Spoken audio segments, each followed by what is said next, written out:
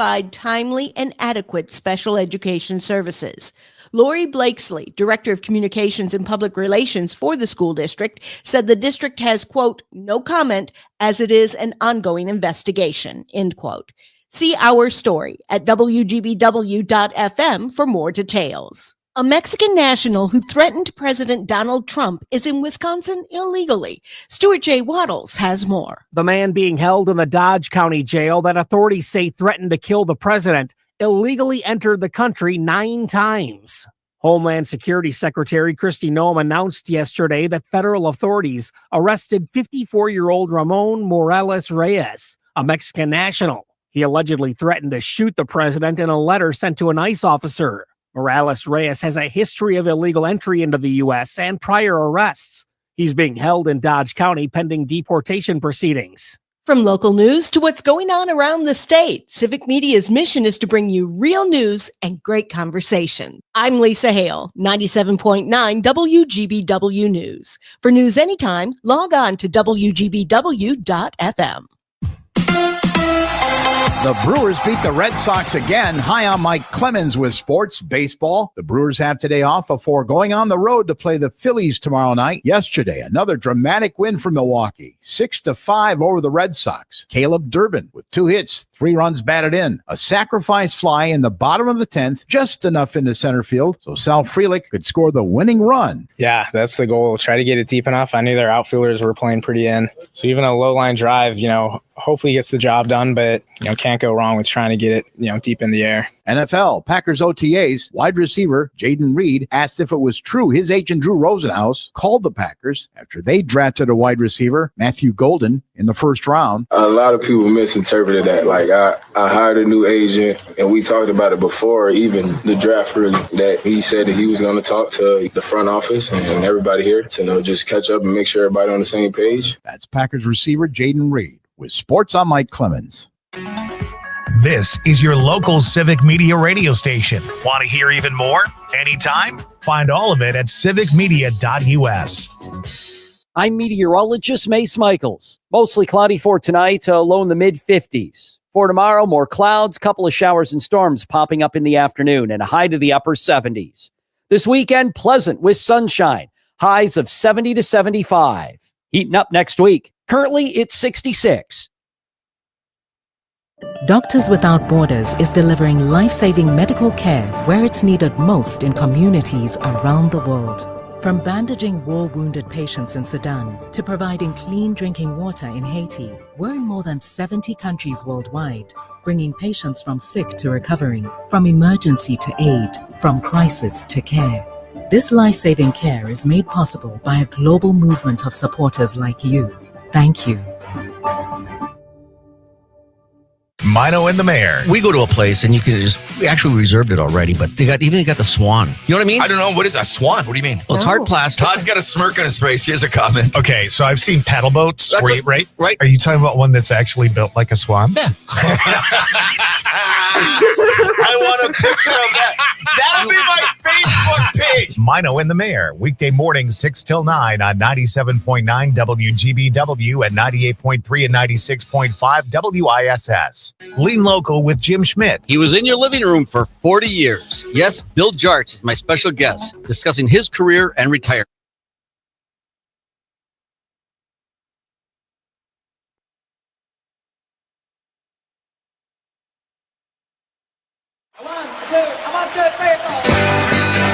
Broadcasting live from the Civic Media Studios in Green Bay, this is Nite Lite with Pete Schwaba, your inside source on everything entertainment from Wisconsin to Hollywood.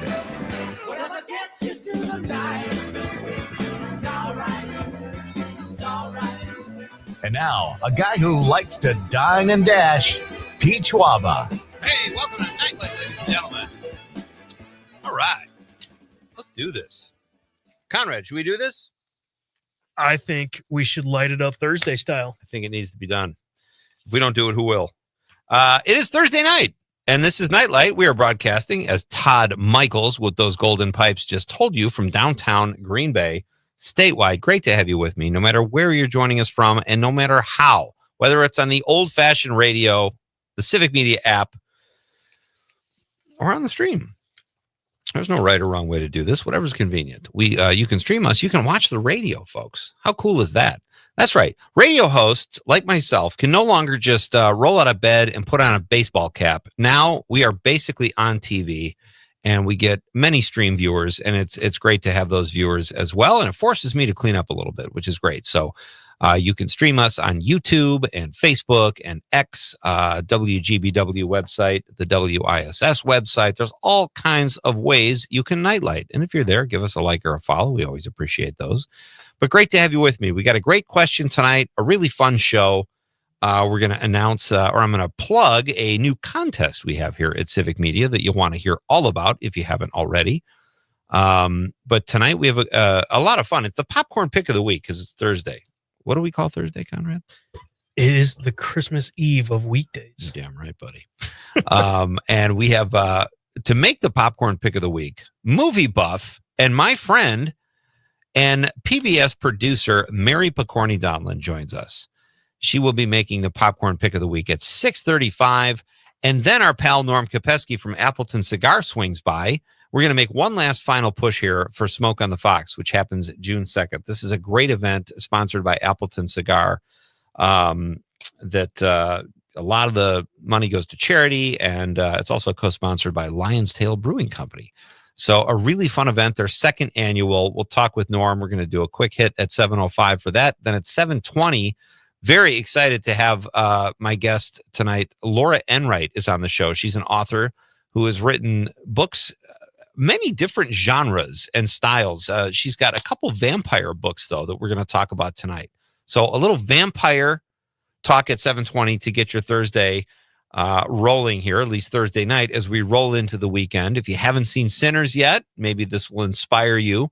But we'll talk to Laura. She's been on the show once before after having written the book Meet the Parents, the Meet the Parents story, which is fascinating as well. She's a great writer. She's here at 7:20. So lots of great guests tonight on the show. And I'm not even including, when I say guests, your fantastic texts. We always love to get those when you answer our question of the night, or just share your thoughts throughout the course of the show. Always fun to have the listeners participate. I said to Todd Michaels, Conrad, about 2 weeks ago, we were on the phone, and I said, we need a fun listener name, like something the listeners or the followers of the show can call themselves. And since we deal with television and movies and music and comedy, but I thought, how about Couch Potatoes? Potatoes. I said it as a joke, and Todd cracked up. He goes, I love that. So I've been, debating, going back and forth as to whether or not to actually make it or put it out there, but it is at least funny. Couch Potatoes. Whatever it is, folks, embrace your inner couch potato. We are not meant to work in the farms and hunt food. We were 1,000 years ago, but now I think God wants us to sit back and be entertained and contribute to your communities and all that kind of stuff. But there's nothing wrong with watching a little color television every once in a while. So looking forward to all that you guys bring to the show as well tonight. Lots of fun. We do have a new contest here at Civic Media. You have to have the Civic Media app to play, just like all the contests we've done here. And they're so simple. I mean, all you have to do is text a keyword. Each hour, you have a chance to win. And whatever Civic Media station you're listening to, whether it's on the app, it has to be on the app. You just text the keyword and you're eligible. Listen throughout the day for your chances to be a winner at 7 a.m., that is, 11 a.m., 2 p.m., and 4 p.m. for the statewide Scotty Summer Text-to-Win contest. Conrad, you can't win this. Oh. You do know that. We go over this every time, and I feel like I have to remind you. Yeah, all right. Because I'm going to win it. Listen for your chance to win in Civic Media's latest statewide text-to-win contest, our Scotty Summer contest starts Monday, June 2nd. So we're talking about it now, but you can't play till Monday, folks. But get your thumbs ready so you can text off the Civic Media app. Just listen across the network at those times I just mentioned. You have a chance to win $100 cash or a pair of Milwaukee Brewers club level tickets each hour. Each hour. Our hourly entry qualifies you for one of two grand prize trips in the Scotty Summer text-wide. This is one of those days I'm having trouble spitting it out. I haven't talked to anybody. It's all right. I've been like prepping the show, and I've had scripts to write for PBS and polish those up because I got that coming up. I literally have not talked to anybody all day. So this is kind of me stretching out, folks. So bear with me. But it is a statewide text to win contest. The grand prizes are Wisconsin summer vacations. You ready for this, Conrad? In either Door County or Baraboo. Yeah, those are two great locations. Look at Baraboo throwing its hat into the ring. Yeah. A beautiful area. And we're even throwing in gas money to get you there. You have 4 daily chances to enter beginning Monday, June 2nd, 7 a.m., 11 a.m., 2 p.m., and 4 p.m. Text in the keyword after you get it through the app, and you will be all set to go. So good luck, everybody, with the Wisconsin Summer Civic Media Contest. Man, where do I start? We got a lot to cover here. So, okay. We have to, hey, you know what I found in my car from 2 days ago? A lottery ticket. You ever buy a lottery ticket and forget about it? No, I don't think so. Do you play the lottery? Not often. I've done the scratch offs. Usually I do it right away. That sounds obscene.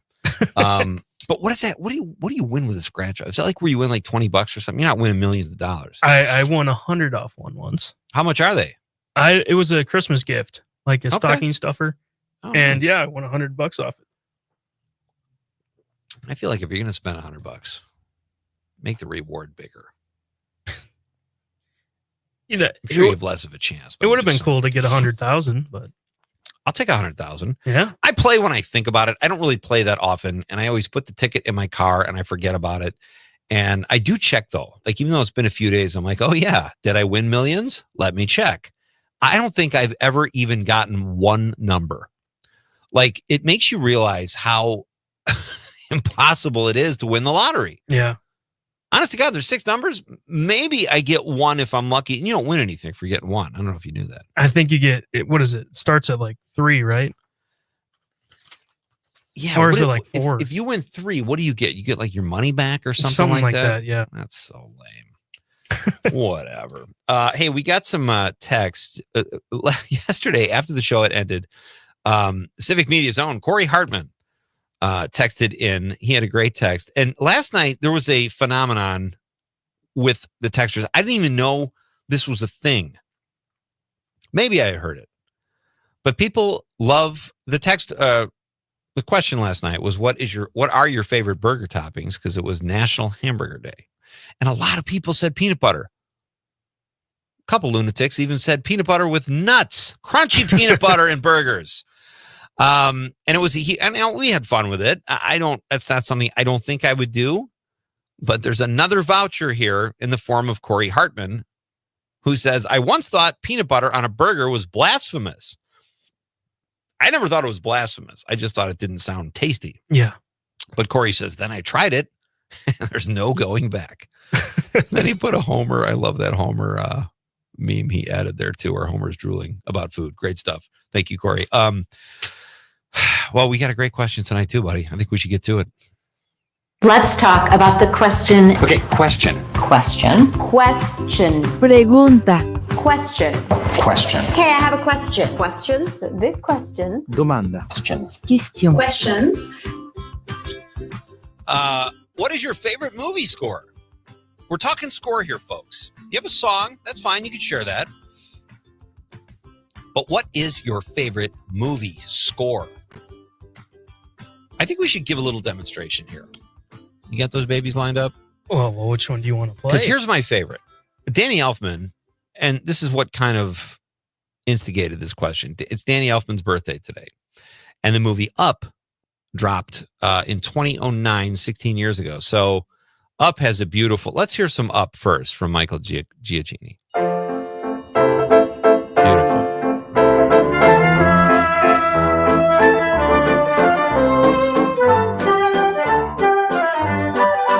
Now, he's one of the best composers for movies. And that's a great one. And I loved Up. I liked the first 20 minutes of it more than I liked the whole movie, though, I have to say. It was so sweet, watching how the couple got together, this great music.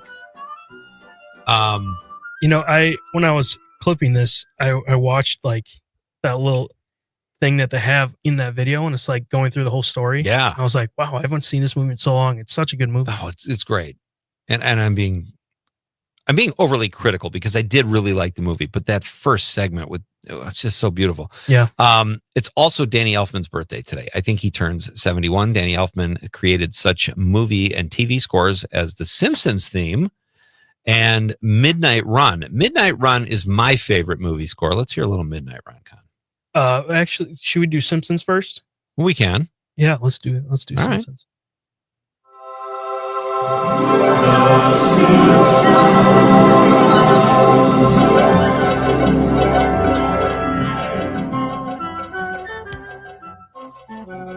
I wonder if he gets paid every time they run this.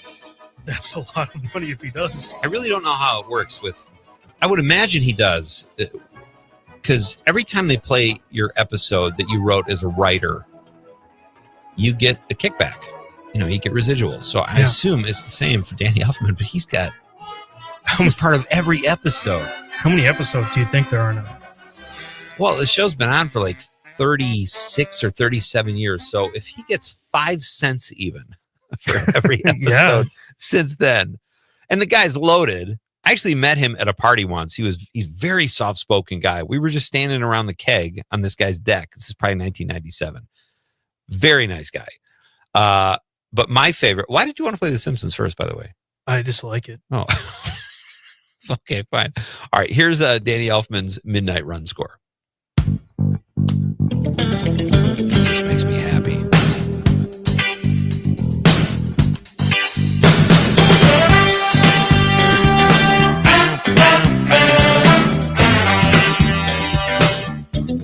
One of my all-time favorite movies too. Let's let it play till it kicks in. Give us just a little beat. We could just play this to the break. Could we? Yeah. I like this as background music. I wish this music followed me around in my everyday life. Give us a little more vibe. All right. So this is my favorite movie score, Midnight Run. And, I know a lot of people say Hoosiers, Rocky, Gladiator, Pirates of the Caribbean. Folks, there are no wrong answers. Please let us know what your favorite movie score is at 855-752-4842, 855-75-CIVIC. We will read your text when we come back. I've got social media text to read here. It's a popcorn pick of the weeknight, folks. It's Thursday. Mary Picorni Donlin will be here. She is a PBS producer, Madison-based, and a movie buff. So we'll do all that when we come back after this very short break. Your text being read on the radio. That's coming up. It's Pete Schwaba and Nightlight on the Civic Media Radio Network.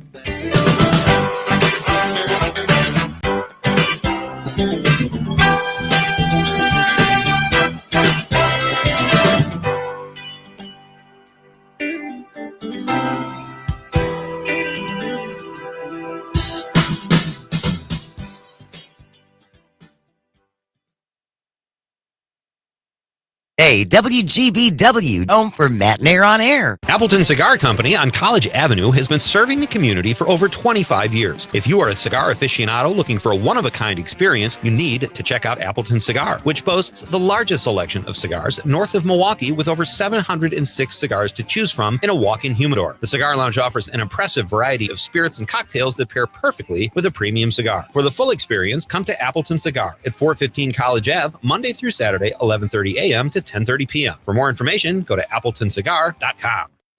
Insight Eye Care has been serving the Fox Valley for over 30 years and are proud sponsors of Mino and the Mayor's Eye on the Community.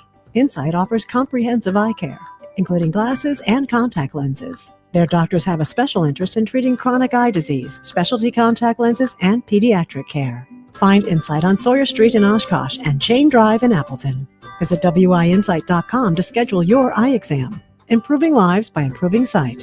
Insight Eye Care.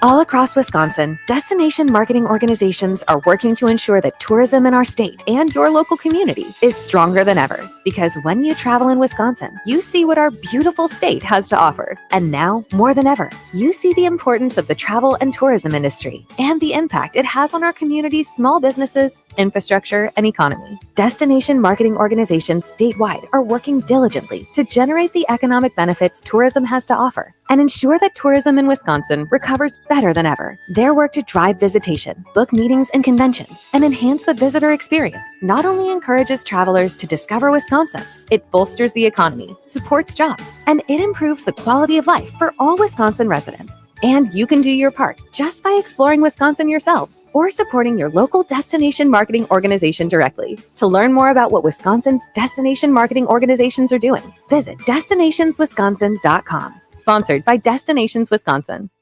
Small businesses are the heart of America. As the nation's largest nonprofit resource of expert business mentoring, SCORE has helped millions of entrepreneurs build their businesses for free. Find a mentor today at score.org.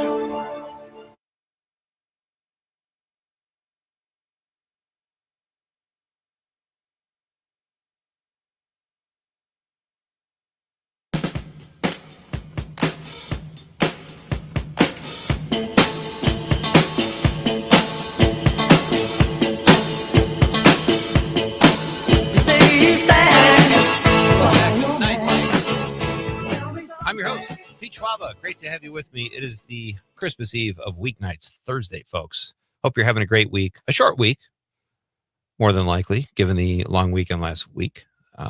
Great to have you here at Nightlight tonight. I had to text. Todd Michaels is going to be on the show next week. We're going to do some paranormal talk. That'll be fun. And I said, when he agreed to the time, I said, you rule. And he said, I rock the docks, rule the pool, and shake the lakes. Okay. Very confident. I've never heard any of those. I love those. That's your morning show producer, Mine and the Mayor producer, Todd Michaels, folks. That'll be fun. Todd's so much fun to talk about paranormal stuff with.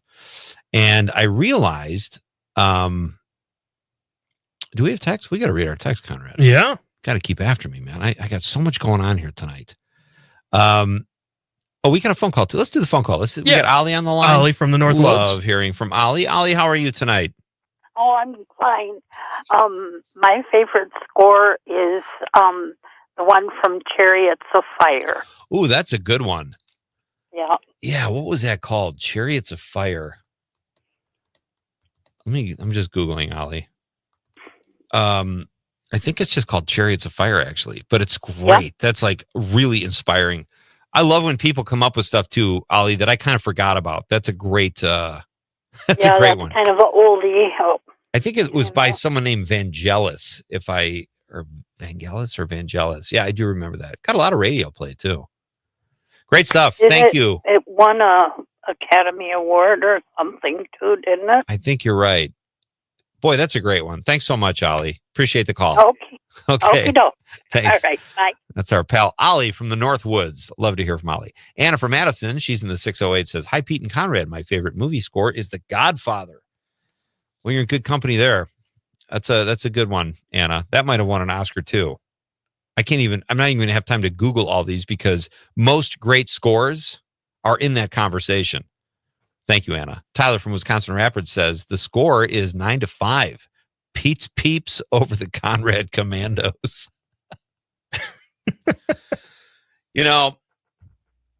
I made an underwear change recently. Not meaning I changed my underwear, but I went with a whole different style. We got to have a discussion about that one of these nights because I think we did an underwear question at some point like a year ago, didn't we? Yeah, we did. Do you remember what the question was? What? I don't remember completely what it was. All right, we'll find it. We got to do something. But Tyler's text commandos made me think of that. Thank you, Tyler. 9-5. That's a good one.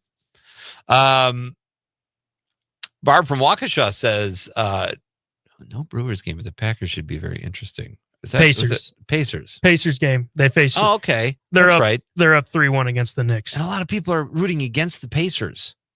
Yeah, I mean, or at least a lot of people in my circles. And I feel like the big bad Knicks, people should be rooting for them to lose because it's New York.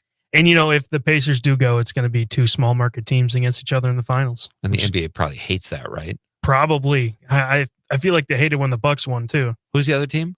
So it'd be OKC, the Thunder. Oh, right. Okay, sure. All right, Barb. We're cheering for who you cheer for. Thank you for the text. Barb's in the 262.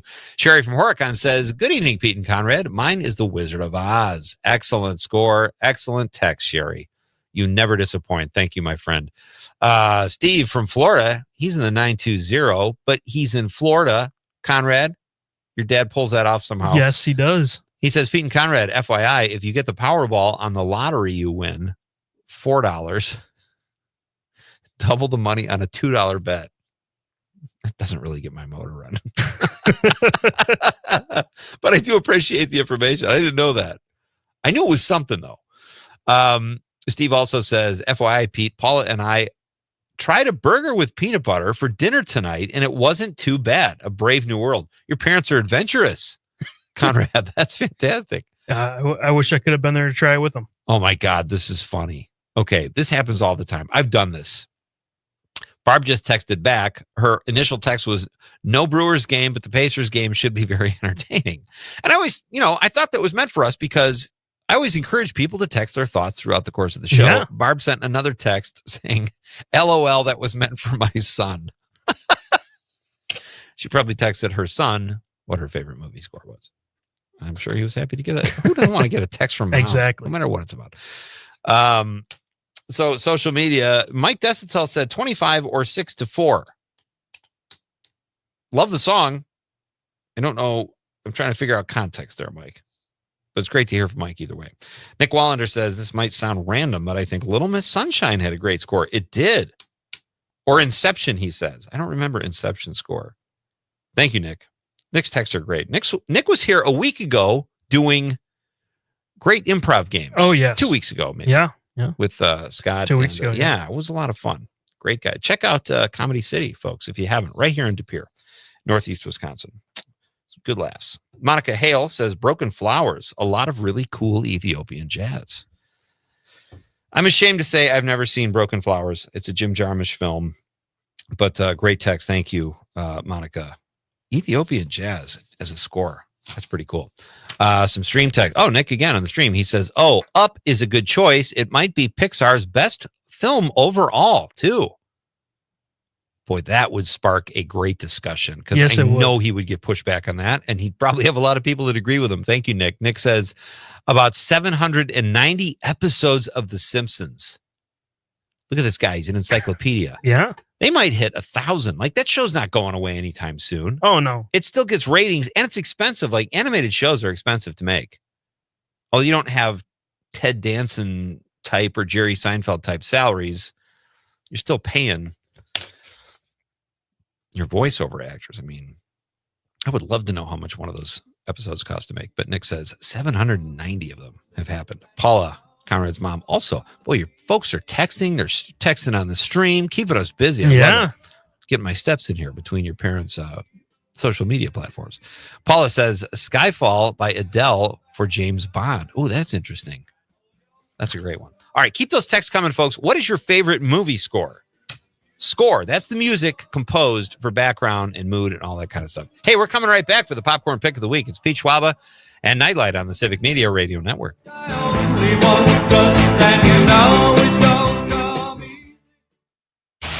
The talk of Green Bay, WGBW.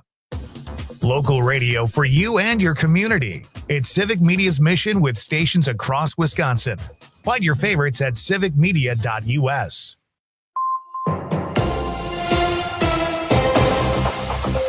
For 97.9 WGBW News, I'm Lisa Hale. If you liked canned beef stew, check your cupboards. Joanne Krulatz has information on a recall.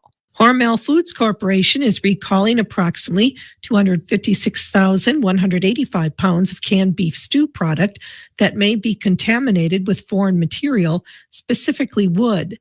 The U.S. Department of Agriculture's Food Safety and Inspection Service announced. The canned beef stew item was produced on February 4th. The product subject is 20-ounce metal cans containing Dinty Moore beef stew with Best Buy February 2028 and lot code T02045 printed on the can. These items were shipped to retail locations nationwide. The problem was discovered after the establishment notified FSIS that they had received 3 consumer complaints reporting pieces of wood in the beef stew product. There have been no confirmed reports of injury due to consumption of this product. Anyone concerned about an injury should contact a healthcare provider.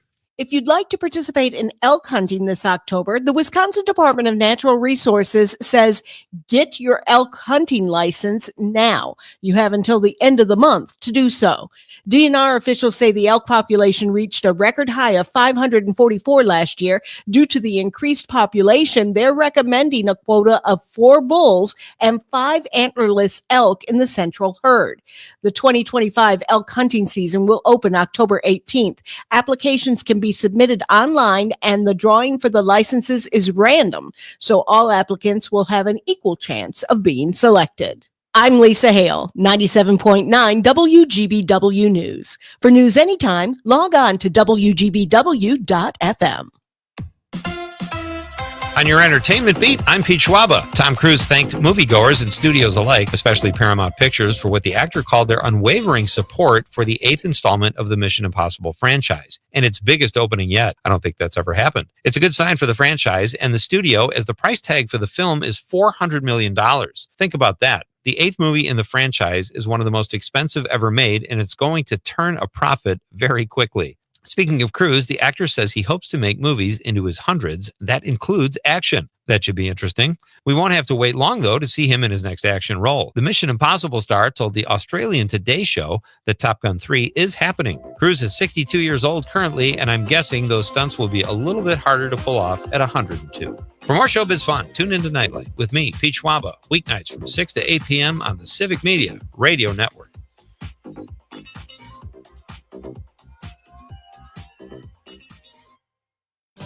This report sponsored by the City of Marinette, home of the Queen Marinette Run the River Powerboat Races, June 7th and 8th. More details at fishonmarinette.com. I'm meteorologist Mace Michaels. Mostly cloudy for tonight, low in the mid-50s. For tomorrow, more clouds, couple of showers and storms popping up in the afternoon, and a high to the upper 70s. This weekend, pleasant with sunshine, highs of 70 to 75. Heating up next week. Currently, it's 66. Mark your calendars for heart-pumping, exhilarating action at the 2025 Queen Marinette Run the River Powerboat Races in Marinette, Wisconsin on June. Hi, Mary. Can you hear me? Yeah, can you hear me? Yes. Just want to check your audio quick. All right, awesome. Yeah, sounds good. Perfect. Thank you. Yeah, thank you. Marinette.com and click on the events page. The Todd Albaugh Show. We are not perfect here at Civic Media. Far be it. Certainly not perfect at this show. But one thing I can assure you of, our owner that I can see right through this glass right now, Sage Weil, has never once told me what to say and encourages us to speak the truth. And that's why, above all else, I'm proud to work for this company. And along with my colleagues, we will bring you what's really happening out there. And if we get it wrong along the way, we'll admit to that and correct ourselves as well. Catch the Todd Albaugh Show at its new time, weekdays 2 to 4 on Civic Media and the Civic Media app. Rational Revolution with Mark Becker. This week on the Rational Revolution, we've got Devin.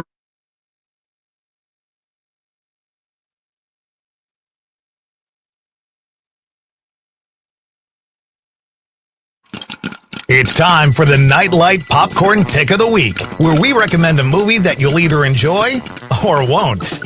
Here's your host, Pete Schwaba. Welcome back to Nightlight, ladies and gentlemen. Great to have you with me on this Thursday night, where we all come together and talk about the things in life that make us happy. And tonight in particular, it's movie scores. Share with us what your favorite is. That's our question of the night. What is your favorite movie score? And yes, it is the popcorn pick of the week. One of my favorite nights, easily top 5 every week. We do it here. And joining me tonight to make the popcorn pick of the week here at Nightlight is a good friend of mine and someone I've worked with for years at PBS. She is a producer of many shows, many award-winning shows on PBS, and she joins us now over the stream. Mary Pokorny-Thonlund. Hey, Mary. Hey, how are you doing, my friend? Doing very well. I want to share this story before we get started. Okay. About 4 years into the director's cut, my director's cut reign, I guess you'd say, when I took over after Charles Monroe Kane hosted, you and I found out we have a connection in tiny Three Lakes, Wisconsin. Please elaborate. It was crazy. I was talking that I was going to go up north to meet my my sister-in-law is part of this family, and by the way, I don't even know if you know them. It's called the Kelly family, and you just freaked out. I go, the Kelly family?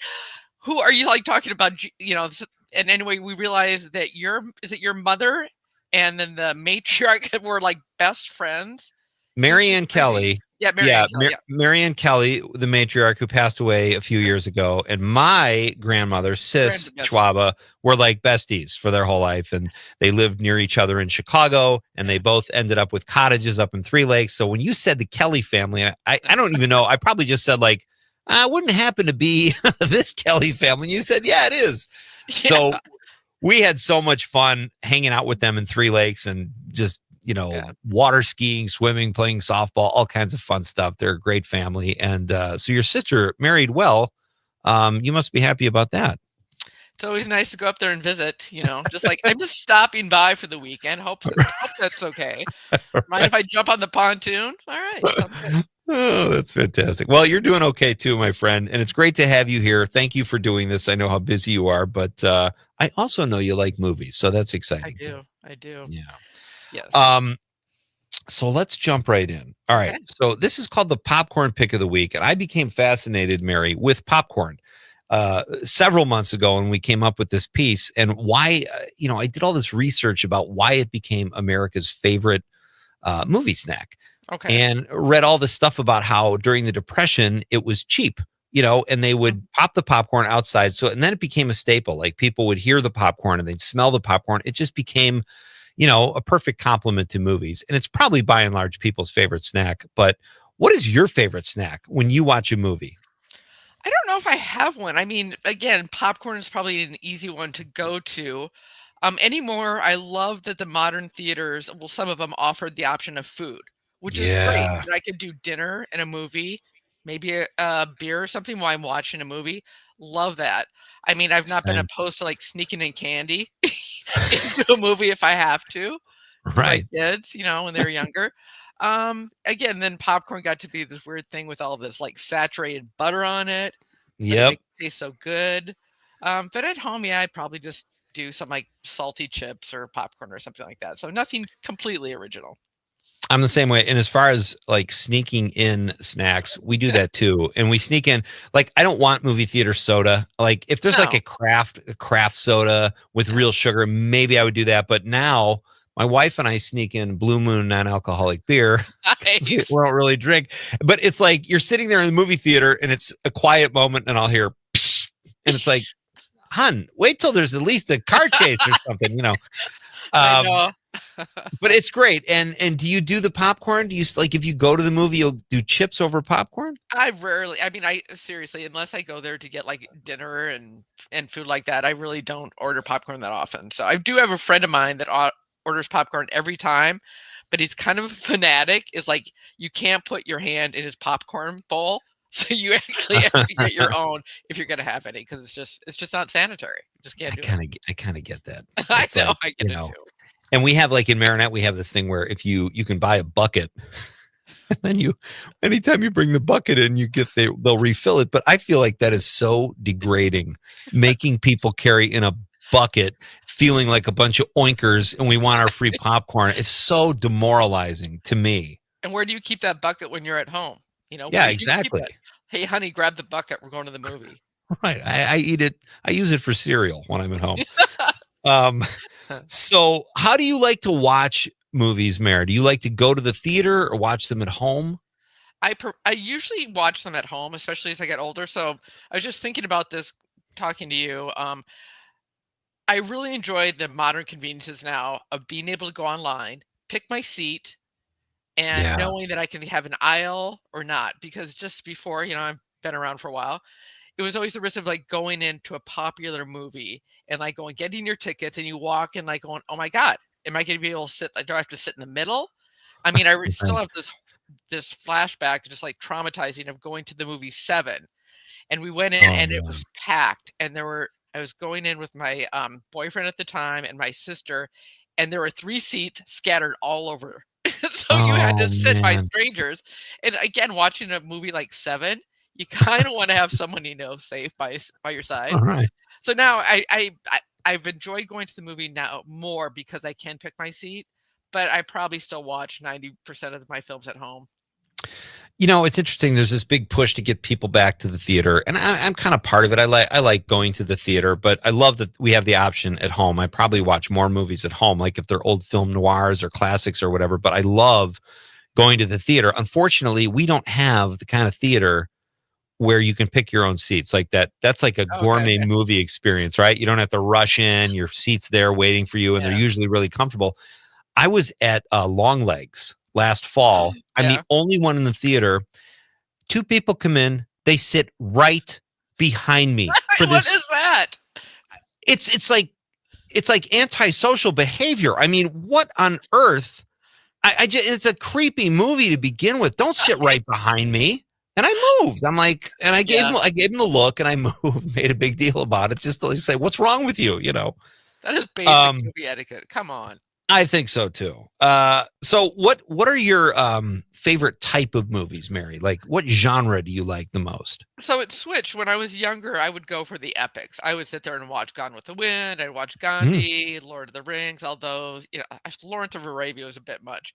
But as I went on, and then now my tastes have changed, where I never used to like horror, but my husband's a big fan of horror. Oh, wow. I've actually really come to appreciate horror, thriller, action. I guess just a movie. If a movie is smart and surprising, it just blows my mind. I just love it. Rom-coms I'll do every once in a while, but it's really hard to find a good comedy. It is really hard to find a good comedy. And so when I do, it's usually it's on rotation. I'll just watch it just stow it away. And then I'll go back to trying to share movies that I grew up with our kids to see if they still hold up. Like Breakfast Club holds up. But other things like Pretty in Pink, it's on the verge, things like that. So Right.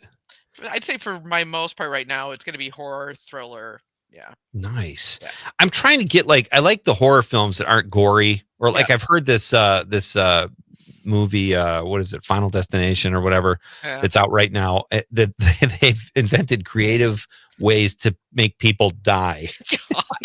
I'm not really into that, but I don't mind being scared a little bit. All right, let me ask you this. When you're in a theater and people are loud, how do you respond to that? Do you shush them, give them a look, throw hands right away and go fisticuffs, or what do you do, Mary? I do probably the casual over like a Seinfeld look, over the shoulder once, and then further around cranking it. Try that. Right. Otherwise, I don't know, there's not much you can do. So I'm not going to really go fisticuffs over. Yeah. But if I could move, I'd move probably. I am with you 100%. I don't like to go for the violence right away. And I'm a grown man now. I'm not going to do that, but I do give the look. My guest is Mary Picorni Donlan. She is a producer at PBS Wisconsin and has done some amazing work there. And I've enjoyed working with her also over the last number of years. She's making the popcorn pick of the week. We are moments away.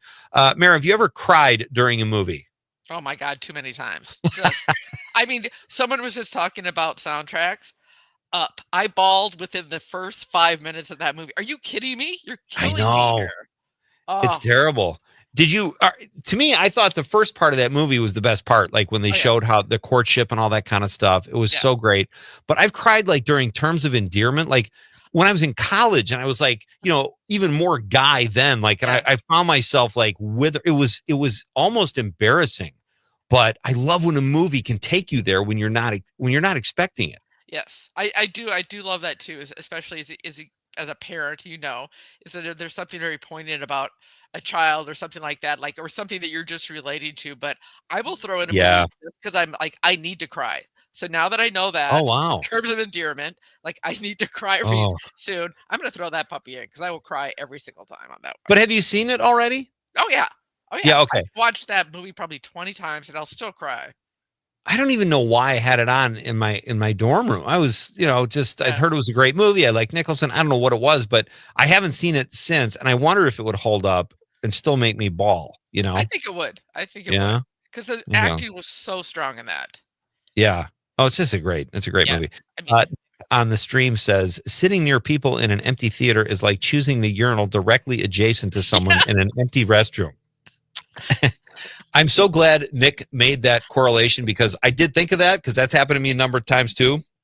I wasn't going to bring that up with you. There might Mary. be something I'm glad about your feet that's like bringing this to attention. I don't know.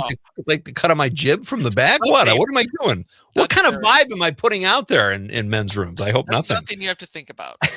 All right. I think we are ready, ladies and gentlemen, to get Mary Picorni Donlan's popcorn pick of the week. Conrad, if you please.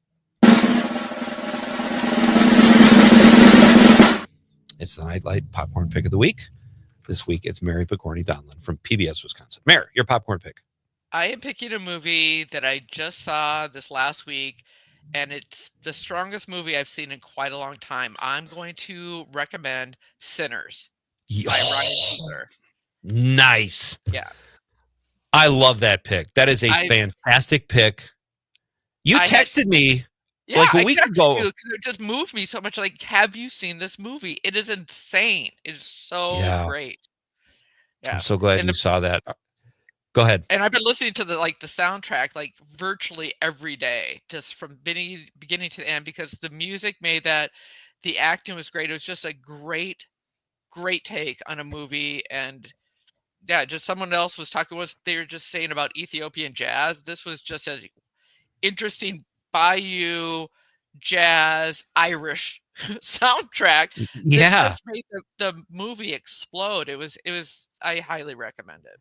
And you know what's so great? It's funny you say that, because the jazz in the movie and some of the blues, I don't like it typically in movies when they take a big chunk out of the movie to play a song or have someone sing a song or whatever. Like there was Conrad's favorite movie, The Fall Guy, last spring. I don't know if you saw that, but the star of the film takes 5 minutes out to sing a karaoke tune.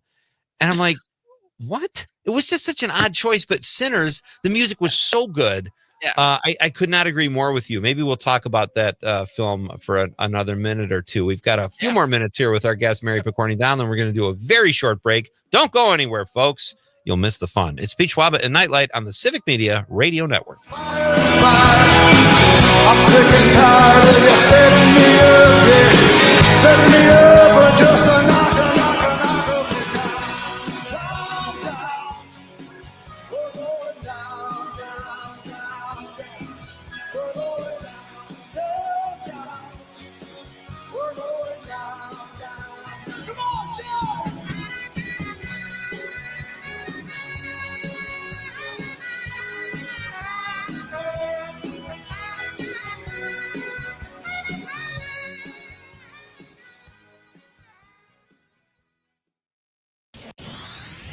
Reach, engage, grow with Civic Media. Log on civicmedia.us/advertise. Are you over 50 and constantly feeling tired, bloated, or just a little off? Don't ignore it. Those could be signs that your liver is crying for help. As we age, our liver, which is essential for metabolism, digestion, immunity, and detoxification, needs extra support and protection. If neglected, it can leave you feeling sluggish and constantly off your game. That's where Active Liver from New Nordic comes in. Available in easy-to-take tablets or delicious gummies, Active Liver combines powerful natural ingredients like turmeric, milk thistle, and globe artichoke extract to help support healthy liver function. With Active Liver, you're giving your body an essential daily defense against toxins from alcohol, fatty foods, and sweets, helping you reclaim your energy, improve digestion, lose the bloat, and strengthen your immunity so you can look and feel your best again. Protect your liver and give it the support that it deserves by making Active Liver from New Nordic part of your daily wellness routine. Find Active Liver in stores at your local CVS, Meijer Grocery, or online at Amazon or NewNordicUSA.com. Remembering Vietnam, brought to you by The Dispensary. May of 1969, I was near Dak To in Vietnam. Up until then, except for a few rockets and mortars, everything was pretty calm. But then things changed. We started getting ground assaults. Seemed like almost every night, many times they would probe the perimeter. Then they got inside. I don't know how many times, but they started bringing heavy stuff. 122 millimeter rockets. These things were 6 feet long and huge in diameter.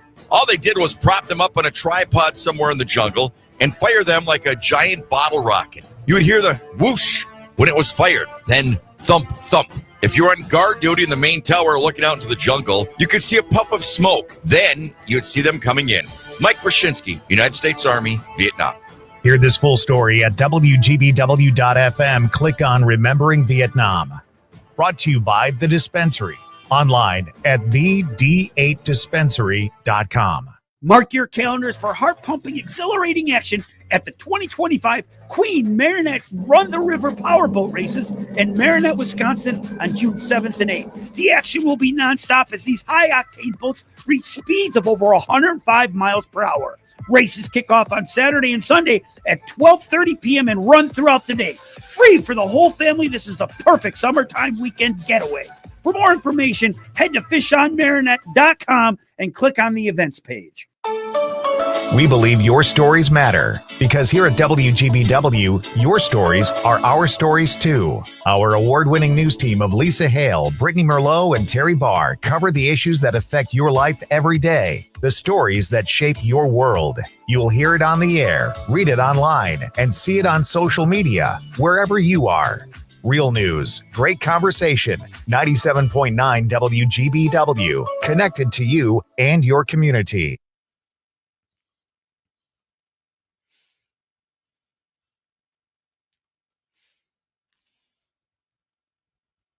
Today is gonna be the day that they're gonna throw it back to you.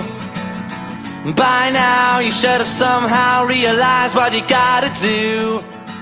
I don't believe that anybody feels the way I do on this about day. you now. I think it was 1996.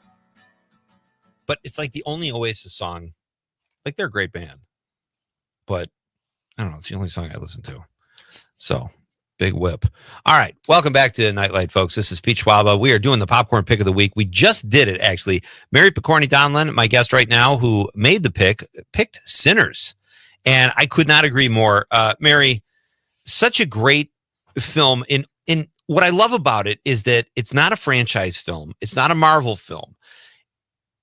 They just crushed it in every aspect of filmmaking. The acting is excellent. The music, the costumes, it's a period piece.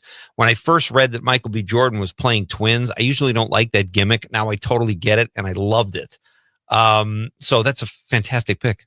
Thank you. Yeah, I went into it knowing just very little about it. My daughter had seen it. My husband had read all about it. And I'm like, all right, sure, I'll just give it a try. And just like you said, I love that it's a standalone period piece. And it isn't like, it isn't like a sequel. It isn't it's just a very smart, well done movie. And I always applaud that, so it's just, same. And for those of you listening who haven't seen Sinners yet, I think Mary and I would both advise, see the movie, stay through the credits. You cannot leave. Thank you. Good point. Good point. A very pivotal scene happens at the end of the credits, and I'm surprised they did that. But you know what? I like the movie a lot. After that scene, I love the movie. I love them jumping forward in time a little bit, right? Yeah, I know exactly. But I was lucky that I was getting up and slowly moving, and all of a sudden it came on, and I was like one standing in the aisle. The lights were already up, and people were walking out, and they came back. So I think luckily about 2/3 of the audience got to see that. It's one of those things that I think I texted you about as well that irritates me a little bit. I know Marvel movies always did that. After the long credits, there's like things to set up the next one. Sometimes it's like you said, like when you saw, like a lot of people had left and they missed it. So, which is disappointing, but great point for people who are going to watch it. Yeah, terrible. All right, so you are one of the busiest people I know. I've enjoyed working with you for years now on Director's Cut and when I write and introduce all the POV and independent lens films. What else are you working about, or what could you direct people to that are listening to some of the work you've done on PBS? Anything coming up, or that they can access from the past? I'm working on some Wisconsin life stories that are coming up for the next season.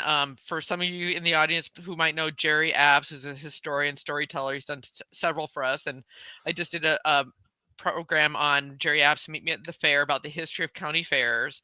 And one before that was about a cookbook, like based on his mother's recipe. So I've done a lot of that. Otherwise, I'm working on one. We're still like in the process of researching it, but there's always good stuff on PBS Wisconsin. So, absolutely always great independent films, just great series. So please, if you guys tune in. Yeah, keep up the great work, and I will see you Tuesday, my friend. I will see you too. Miss you. I'll see you then. All right, you too. That's Mary Picorni Donlin making the popcorn pick of the week. Check out all of her work and the great work being done at PBS Wisconsin. Good stuff. So we've got some texts here. Our question of the night is, what is the best or what is your favorite movie score? It's all subjective. And you know what? I almost wish I hadn't acknowledged his text so that next time I saw Nick somewhere, I could just sidle up right next to him at the urinal. I was not going to make that joke while Mary was on, but that has happened to me so many times. And I mean, not like a weekly thing, but you know. What's worse? What? Having that happen to you, or having someone sit right in front of you at the movie theater with a whole open theater? Well, I probably at a scary movie, like she mentioned Seven, I mentioned Longlegs, probably in a movie theater, because I'm like, are they going to kill me? Is this like some kind of weird fetish thing where they want to go see a horror film and off somebody? Like, I'm used to standing next to guys in urinals, even though I think it's weird. Whoever invented that system, it's like, what are we, animals? You know what I mean? Like, yeah, it's just part of our society now, but that's kind of strange. I don't know. All right. So Patrick from the 608 says, no major awards, but the Breakfast Club had some very choice score music. I'm the Dude, the reggae, Dream Montage, Love Theme, of course. Don't You Forget About Me. Yeah, that's a great one. And Mary just said the Breakfast Club totally holds up. I got to give that a rewatch. Steve, I know your dad, Conrad, we've been doing this long enough that I know your dad loves the Rocky movie. Oh, yeah. As do I. And its original score music. That's easily one of the best scores of all time. And Gonna Fly Now is a song, but I think it falls into that score category too, because I think Bill Conti, the composer, created the song as well. Mark from Prairie to Sac says, I always appreciated the music played in the TV series Chuck. I don't know that show. You know, so Mary, before she left, she said any Tarantino movie has a great soundtrack. Oh, yeah. Soundtrack, yes. No question about that. Yeah, for sure. Stuck in the Middle with You and his first film. Awesome stuff. Daddy-O from Windsor. Love that name. Love the name Daddy-O and love Windsor. Is there a Windsor, Wisconsin? All I know is Windsor, Canada. Well, I'll have to go to the Google. I'm sure it's a Wisconsin town. He's got a 608. He says, I love James Bond. I love the James Bond Casino Royale score. Chris Cornell sings the opening song, totally rocks. God, I kind of forgot about that. I can't place it. So Windsor is right below, or right above Madison, right below DeForest. It's a lovely name. As is Daddy-O. Thank you, Daddy-O. Dennis from Milwaukee says Shaft. Oh, that's a great one. How could I forget Shaft? We have that, don't we? I don't know if you kept it, but I know we've cut it before. I'll have to look during the break and see if I can. I kind of have to be reminded what that is. It'll come to you. It's brilliant. Nick Wallander also says Inception was Hans Zimmer, some foghorn action, and the use of audio illusions that sound like the music is getting continuously higher pitched. It's called a Shepard tone. Christopher Nolan likes those in his movies. Wow. Nick's on it tonight. And this is your favorite score. It is. I love the films and the music. Is it John Williams? It is. Yeah, he's maybe the greatest all time. Yes. He's done Harry Potter and Star Wars too. This is awesome. Yeah. All right. Fantastic stuff. When we come back, our pal Norm Kopesky will be here from Appleton Cigar. We're going to make one more push and hopefully get some of you guys out to the big event, Smoke on the Fox. That's all coming up after intermission. This is Pete Schwaba and Nightlight. Tell us your favorite movie score on the Civic Media Radio Network.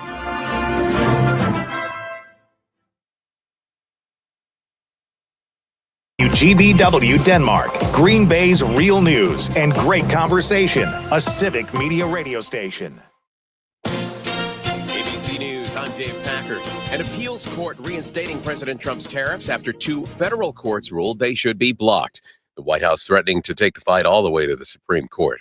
Harvard gets a win in the legal battle over whether it can enroll international students. A federal judge extending an order blocking the Trump administration's attempt to bar the Ivy League school from enrolling foreign students.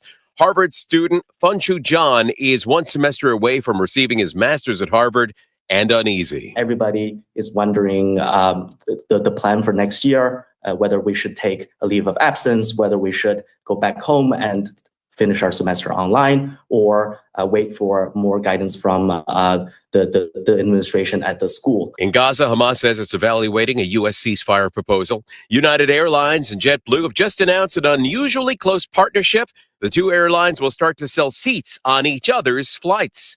This is ABC News.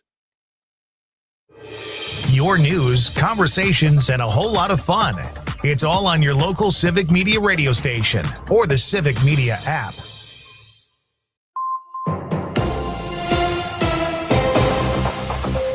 For 97.9 WGBW News, I'm Lisa Hale. A kids' cooking competition will take the stage Saturday at Meat Fest at the Resch Expo.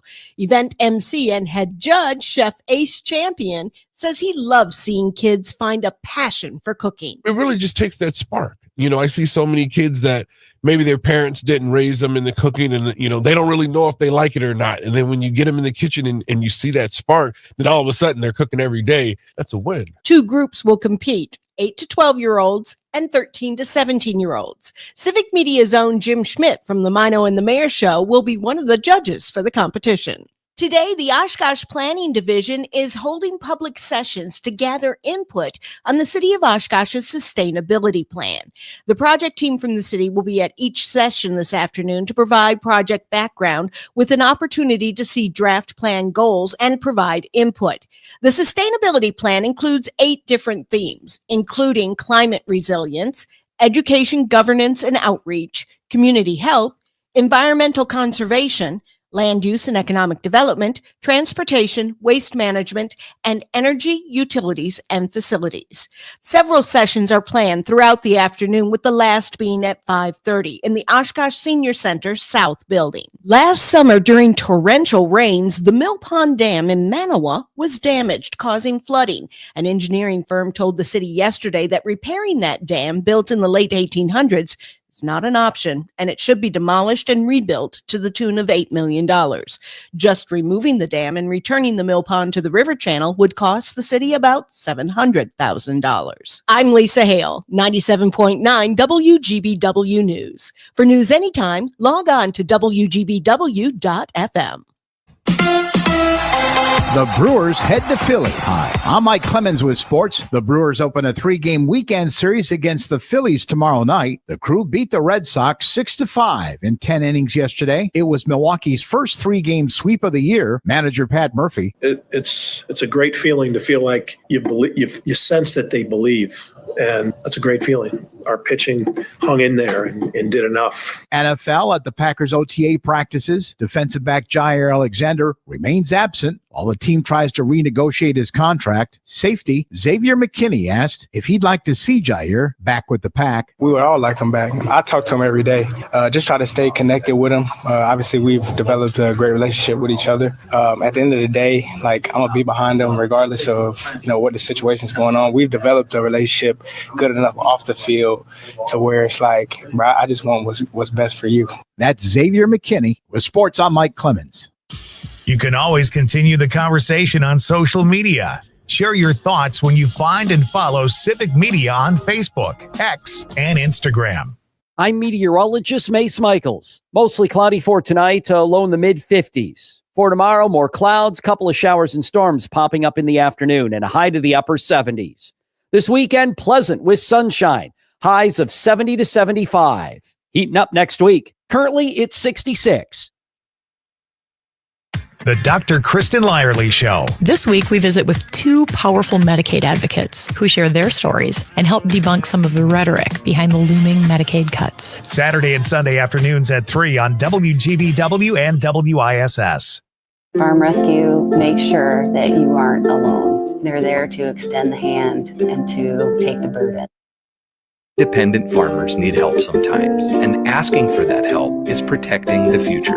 Farm Rescue provides equipment and volunteers free of charge to assist in times of crisis. We're currently accepting applications for planting and haying assistance. If you or someone you know could use our help, call 701-252-2017 or visit farmrescue.org.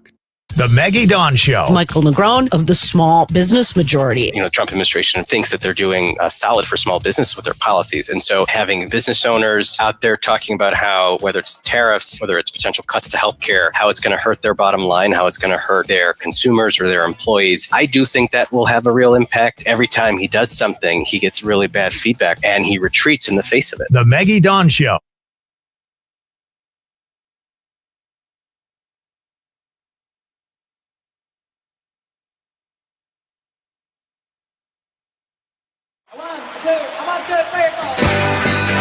Broadcasting live from the Civic Media Studios in Green Bay, this is Night Light with Pete Schwaba, your inside source on everything entertainment from Wisconsin to Hollywood.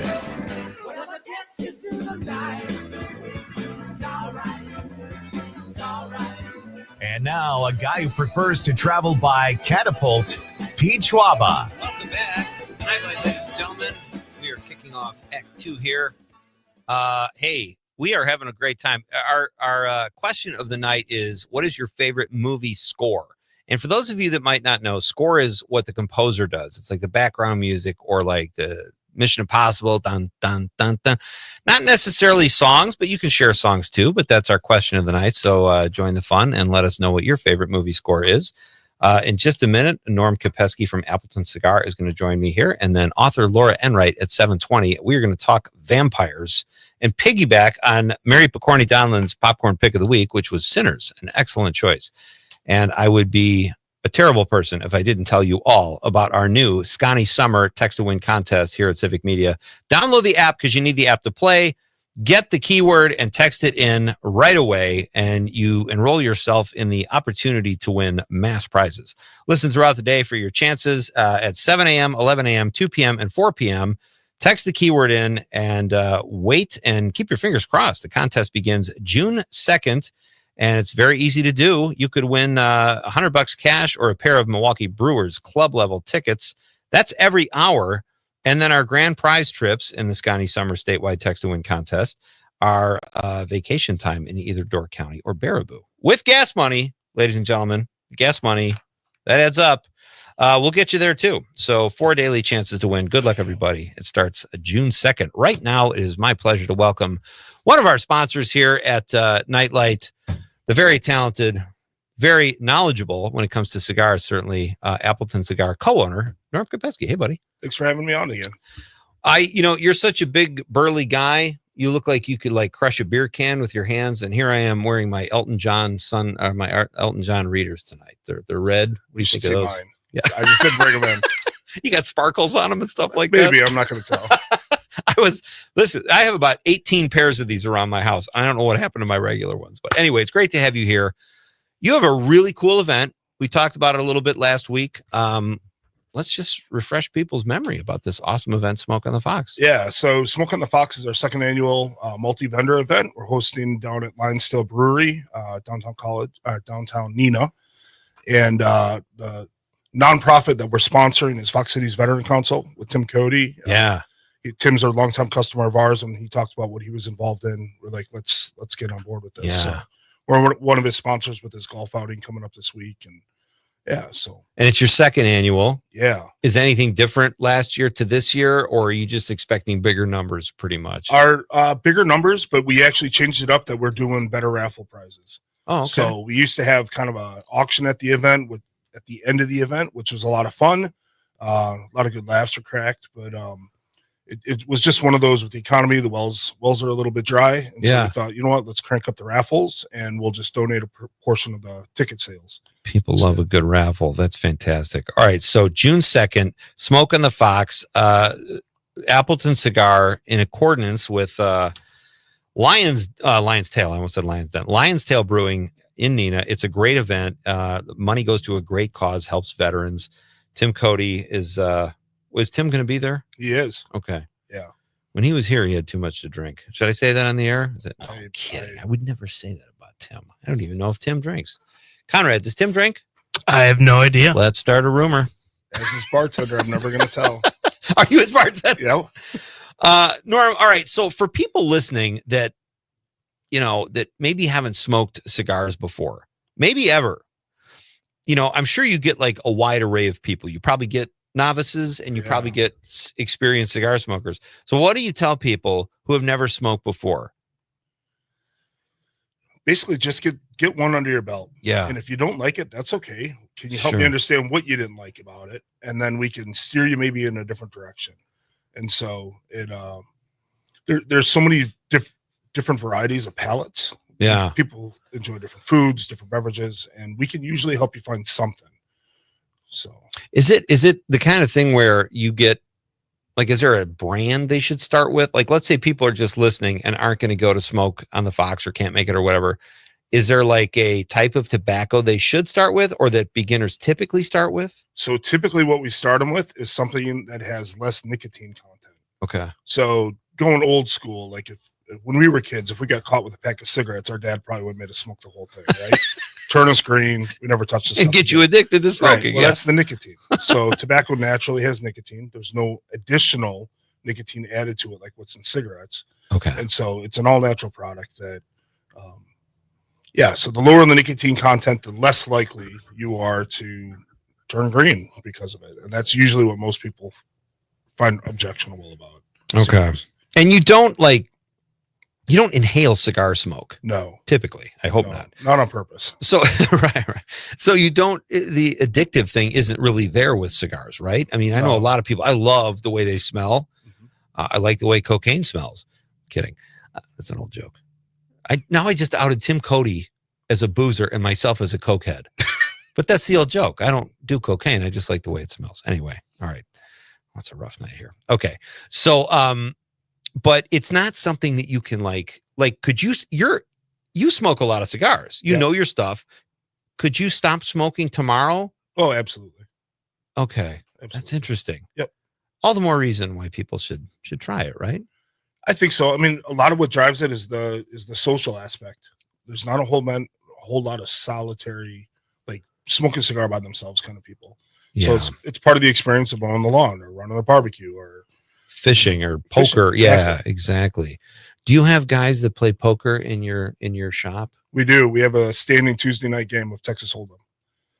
Oh man. What are the hours for that? Game starts at 7 and usually we stay open late till about 11:30. Conrad, I'm putting in for a vacation day next Tuesday. Just I'll join you. Giving you a heads up.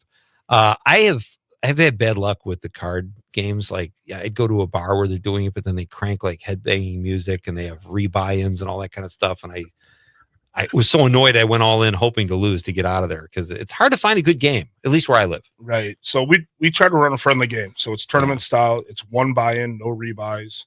Okay. The table takes home all the winnings. The house doesn't touch anything. How many people usually get? Anywhere from 9 to 14. Nice. On average. Okay. Oh, good to know. Okay. I want to make very clear too. Tim Cody is one of the nicest guys I've ever met. He has no problem. He has no problems with anything. I was making a joke but I do have a serious cocaine problem. Okay. Norm, I'm kidding. I figured. I don't want you to okay. All right. But I do love a good cigar. If you like cigars or if you're curious, check out Appleton Cigar. They run a great business. It's a great, and this event is excellent. Where can people get tickets, Norm? AppletonCigar.com. Okay. Easy as that. Simple enough. And how many people are you anticipating? Do you know? About 150. Nice. Yeah. And is there a price that gets you into the event, or is it pay as you go? How does that work? It's there's two options. There's Toro and Toro Grande. Toro is our entry level package. Okay. That gets you into the event. 14 cigars, three drinks with Lion's Tail, and then Toro Grande is 20 cigars and 4 drinks. That's fantastic. Yeah. All right. And you told me last time you were here, you like coffee. Yeah. With your cigar. I thought that was so cool and kind of a natural thing, right? Because you got coffee beans, tobacco. That's right. Yeah. Yeah. Your wife is with you, and I'm not going to put her on the air. Heather, you're fine off camera. But does your wife smoke cigars? She will on occasionally. Oh, nice. And what does your wife like to? It feels weird that I'm asking you and I can see her in the peripheral here.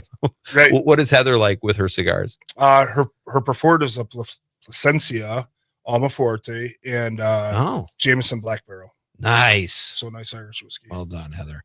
That's fantastic. All right. So check out Smoke on the Fox, a great event. Happens June 2nd, folks. And it's, what are the times again, Norm? 6 to 9 p.m. 6 to 9 p.m. Great ticket packages. Go to AppletonCigar.com if you're interested. And I could just tell you, folks, I've been in my share, not a ton of cigar shops, but it's just a great atmosphere and it's something to be experienced. And why not jump in feet first with Smoke on the Fox, the second annual. That's right. Smoke on the Fox. And you like the progress? It's going to keep going? Like the progress. We like what it's doing for the community. So Okay. more about that than anything. So That's awesome. Well, I appreciate you being here, Norm, and I appreciate you. We were going to do this tomorrow night, but you said you prefer to do it in person. a little easier for me to talk when I see who I'm talking to. I totally get it. And we probably could have kept you for a little longer tomorrow, but I really appreciate, I know you live a ways away, and that's awesome. So I have to ask you something else. Does the name Norm make you the kind of guy people want to smoke a cigar with? It's a great cigar smoking name. Yeah. So growing up, I always got the Cheers reference. Yeah. And so I kind of always wanted the bar. And so nice. Just from that, there was a little bit of a touchstone there. And so it's fun walking into the lounge and when it's open and ready and our regulars are all in there and they shout it out. They do say it like, yeah. Oh yeah. I was going to do that, but I figured you've heard that so many times in your life, it would be like old hat. It's fun for me. It's a great name. It's Norm. It's like a cool guy's name, and it's a classic name too. Yeah, very old school. Can you? How do you feel about doing a quick movie score quiz? Let's try it out. All right, Conrad, you ready? Yeah. So right. It's not just scores. It's also there's a couple movies that have the songs. Oh, okay. That they're really recognizable. So all right. So we've got 5 questions. 5, yes. All right. We've got Norm Kopesky in studio from Appleton Cigar. Check out appletoncigar.com. He'll set you up. He'll even tell you what you should drink with your cigars, folks, because there is an etiquette to this. And he's going to take our Nightlight movie score quiz. Norm Kopesky, Conrad, number 1, if you please.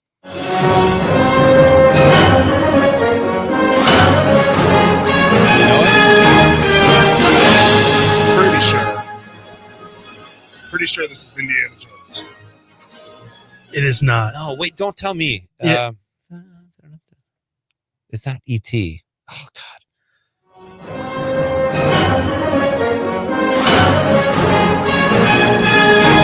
Do you know it, Heather? God, this is bothering. All right, go ahead. Marty McFly. Oh, Back Nope. to the Future. Oh, now yeah. I get it. All right. So Norm and I are taking this together. We'll do this, and we're 0 for 1. We'll even putting our heads together. All right, number 2. This is the song. Okay. Don't nobody worry about me. You got to give me a fight. Why don't you just let me I know this one. do what you like? Do a little nuts. Bill Murray, Oh, Chevy Chase, Caddyshack. Caddyshack. Norm is on it. Do we get the ding? What happened to the game show one? Well, I'm using the same program, so I can't use it in the same. Okay. I'm gonna get ready. We'll do it in stereo. All right, we're 1 for 2. Norm got that one. Caddyshack. We missed on Back to the Future. I felt like I should have got that one too. Here's the next one. All right, number 3.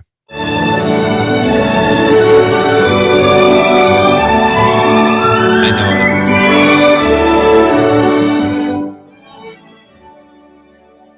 I'm giving Norm a hint, but I'm not giving him the answer. I'm gonna go Home Alone. Yeah. Yes. Double bells. All right, baby. That's in stereo. Norm Kopesky is 2 for 3, ladies and gentlemen. We both missed the first one. Number 4. We don't got time for another one. What? All right, we'll have to end it there. 2 for 3. That's pretty good, right? That's pretty good. Are we out of time already? Yeah. I blame you, Conrad. All right. Hey, Sorry. thanks, you guys. Thank you. Norm Kopesky. Heather Kopesky didn't want to say anything. I didn't renege, right? All right, we're coming right back with author Laura Enright. So we're going to talk vampires. Check out Smoke on the Fox. June 2nd, go to appletoncigar.com for more information. Have a great time, everybody. Thanks, Norm. Thank you. All right, we're coming right back. It's Nightlight with Pete Schwaba. He's trying to tell me something, but we'll have to stop thinking about it. I don't know. I doubt it. Subterranean by design. You're listening to the Talk of Green Bay, WGBW, home of Mino and the Mayor. Mark your calendars for heart-pumping, exhilarating action at the 2025 Queen Marinette's Run the River Powerboat Races in Marinette, Wisconsin on June 7th and 8th. The action will be nonstop as these high-octane boats reach speeds of over 105 miles per hour. Located on the Menominee River, you'll be seated up close so you can witness all of the high adrenaline drama. The races are free and perfect for the entire family. Racing will be fierce with up to 100 powerboats and 18 heats a day. Races kick off on Saturday and Sunday at 12:30 p.m. and run throughout the entire day. It's Queen Marinette's Run the River Powerboat Races, June 7th and 8th. Free for the whole family. You won't want to miss this awesome event. For more information, head to fishonmarinette.com and click on the events page or contact the Marinette Welcome Center at 715-732-4333. Hey, it's Amanda, and we all know that Northeast Wisconsin has some of the best events around, but trying to find them all can be tricky. So here at WGBW, we decided to do the work for you. Prevent boredom on any night by going to WGBW.FM and click events in the top right corner. You'll never have to spend forever scrolling to find out what's going on in your area. And if you got an event to share, hit us up by emailing info@WGBW.FM. We can work together to have real news and great conversation while giving you the 411 on what's happening in New Wisco. The Todd Albaugh Show. We are not perfect here at Civic Media. Far be it. Certainly not perfect at this show. But one thing I can assure you of, our owner that I can see right through this glass right now, Sage Weil, has never once told me what to say and encourages us to speak the truth. And that's why, above all else, I'm proud to work for this company. And along with my colleagues, we will bring you what's really happening out there. And if we get it wrong along the way, we'll admit to that and correct ourselves as well. Catch the Todd Albaugh Show at its new time, weekdays 2 to 4 on Civic Media and the Civic Media app. Every 15 seconds, someone is diagnosed with cancer. If it's happened to you or someone you love, the American Cancer Society can help at every step of the journey. Visit cancer.org today.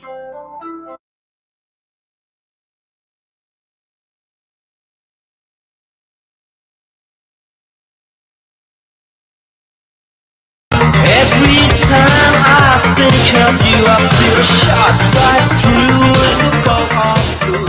It's no problem of mine, but it's a problem I find. Living a life that I can't leave. You got Nightlight with Pete Schwaba. I am Pete Schwaba. Great to have you with me on this Thursday night of a short week, presumably. Hopefully you guys didn't have to work on Monday, but the weekend is right around the corner, and we are trying to get you there with some laughs and some insights into all things entertainment here at Nightlight. Our question of the night is, what is your favorite movie score? I said Midnight Run. I also love The Sting. And it's funny, during the break, before I brought Norm onto the show, he said Last of the Mohicans, and I have that written here too. That's one of my top 5. Daniel Day-Lewis. Really phenomenal score. So I meant to bring that up with Norm when he was here in studio. He did quite well with our quiz. And so that's our question of the night. Let us know what your favorite movie score is. As we segue, ladies and gentlemen, this is exciting. I saw Sinners recently. I don't know that my next guest has. We sort of went back and forth, and I think she had yet to see it. But either way, she is the author of several books, all of which are very interesting on different topics. She's written about mobsters. She's written about the movie Meet the Parents and the journey that screenwriter Greg Liano went through with that film and getting it made through the studio system. And now Laura Enright, folks, joins us tonight to talk about vampires, because she's written 2 books on the topic, and it is so great to have her back on Nightlight. Hey, Laura. I have 3 books. 3 books? 2 fiction and 1 nonfiction. No kidding. That's the one that you still have to get. So wait, nonfiction. Okay. Mm-hmm. Vampires Most Wanted. This is that guy. That Vampires Most Wanted. That's the nonfiction one. That has all the trivia and stuff in it. Okay. So I saw that on Amazon, and I noticed you sent me 2 other books. Yeah, I sent you this one. It was out of stock when I sent it to you. No, that's listen, that's I love getting free books, but I'm not but explain the nonfiction part of it, because these are fiction books, and we'll talk about those as well. But when you write about vampires, which supposedly don't exist, how do you write nonfiction? Well, it's I wrote the book Chicago's Most Wanted, and it's a book of trivia about Chicago, and it's put out by Potomac Press. Well, Potomac Press asked me to write another one, and I thought, well, vampires. I was trying to work on vampire novels, the work on vampire novels. So I said, I'll try this. Maybe I'll get my foot in the door with publishing the novels. So it's basically just like, each chapter is devoted to a particular thing. Like, I do have movies in there. I have music. I have legends. And what I found as I was reading it was, it's kind of amazing how much there is out there on the subject, if you dig. It's really kind of fascinating. And we're sort of been trained to just think in terms of one particular or two particular style of vampires, but there's a whole world. They're there in like most cultures, so it was kind of interesting. You mean the lore is The there lore. or Yeah, the legend? yeah. Okay. Although there are some people who do believe they're vampires. You know that I know there are, and I don't know where it was a casting call or something, and they were in the next room. They were looking for actual vampires. It was a different project, probably a low budget horror or something, but there were people that showed up with fangs, and I assume they were fake, but they claimed to be vampires, and I was like in my early 20s at the time. I didn't want to ask questions. I was scared. I was like, are they going to try to bite me, whether they're vampires or not? Are they going to actually act like them? It was a little intimidating. What's been your experience? Have you ever met someone who claims to actually be a vampire? No. I mean, I've met some energy vampires who sap your energy, but as far as no, some of the ones who believe they're vampires will go as far as getting implants, like into and but it's I think that was big, especially around the time of Anne Rice's books coming out. Okay. And it kind of gives people a chance who may feel on the outskirts of society or for whatever. It gives them a chance to feel included. So right. They it's like anybody enjoying something. So they wow. Go with that. Yeah. Well, these days, I mean, people claim to be whatever they want to be, and I don't care. It doesn't affect me, but that would be intimidating, though. I think meeting someone with actual implants, On the first date. Yeah, exactly. Hey, you left that off your Tinder profile, pal. So where did the idea? And maybe you don't know this, and I don't expect you to be an expert. You wrote 2 great fiction books, but where does the idea of the vampire come from? Who started it?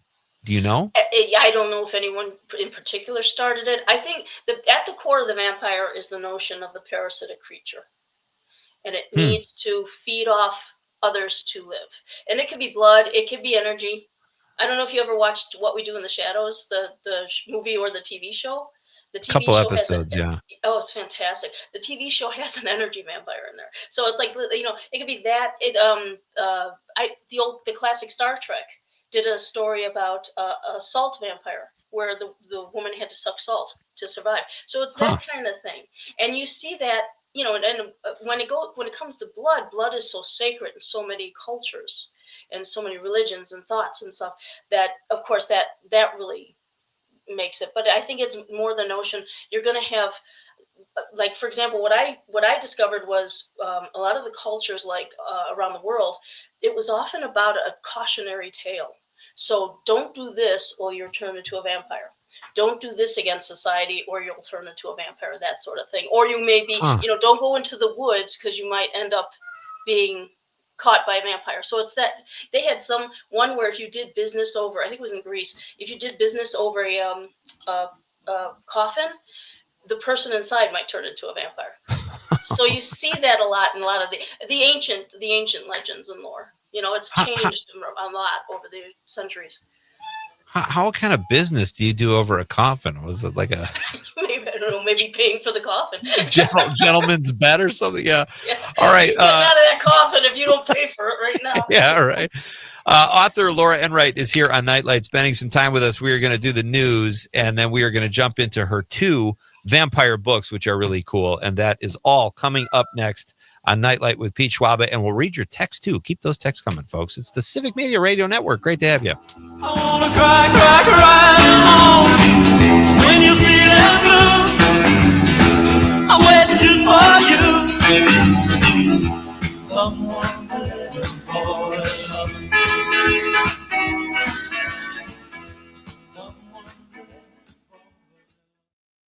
97.9 WGBW and WGBW.FM. Enjoying this local program? Find the complete Civic Media lineup at civicmedia.us or the Civic Media app. ABC News, I'm Dave Packard. An appeals court reinstating President Trump's tariffs after 2 federal courts ruled they should be blocked. The White House threatening to take the fight all the way to the Supreme Court. Harvard gets a win in the legal battle over whether it can enroll international students. A federal judge extending an order blocking the Trump administration's attempt to bar the Ivy League school from enrolling foreign students. Harvard student Funshu John is one semester away from receiving his master's at Harvard and uneasy. Everybody is wondering the plan for next year, whether we should take a leave of absence, whether we should go back home and finish our semester online, or wait for more guidance from the administration at the school. In Gaza, Hamas says it's evaluating a U.S. ceasefire proposal. United Airlines and JetBlue have just announced an unusually close partnership. The two airlines will start to sell seats on each other's flights. This is ABC News. The Brewers head to Philly. Hi, I'm Mike Clemens with sports. The Brewers open a 3-game weekend series against the Phillies tomorrow night. The Crew beat the Red Sox 6-5 in 10 innings yesterday. It was Milwaukee's first 3-game sweep of the year. Manager Pat Murphy. It's a great feeling to feel like you believe, you sense that they believe, and that's a great feeling. Our pitching hung in there and did enough. NFL at the Packers OTA practices. Defensive back Jair Alexander remains absent while the team tries to renegotiate his contract. Safety Xavier McKinney asked if he'd like to see Jair back with the Pack. We would all like him back. I talk to him every day. Just try to stay connected with him. Obviously, we've developed a great relationship with each other. At the end of the day, like, I'm gonna be behind him regardless of what the situation is going on. We've developed a relationship good enough off the field to where it's like, bro, I just want what's best for you. That's Xavier McKinney with sports. I'm Mike Clemens.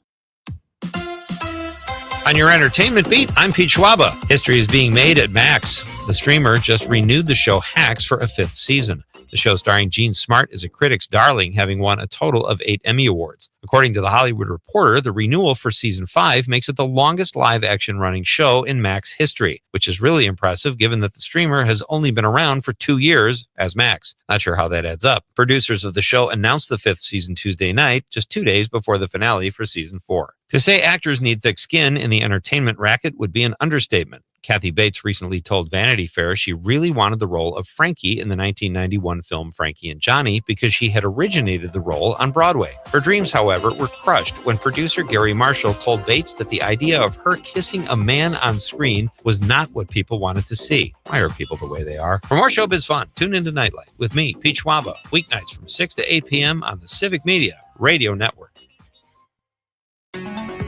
This is your local Civic Media radio station. Want to hear even more? Anytime? Find all of it at civicmedia.us.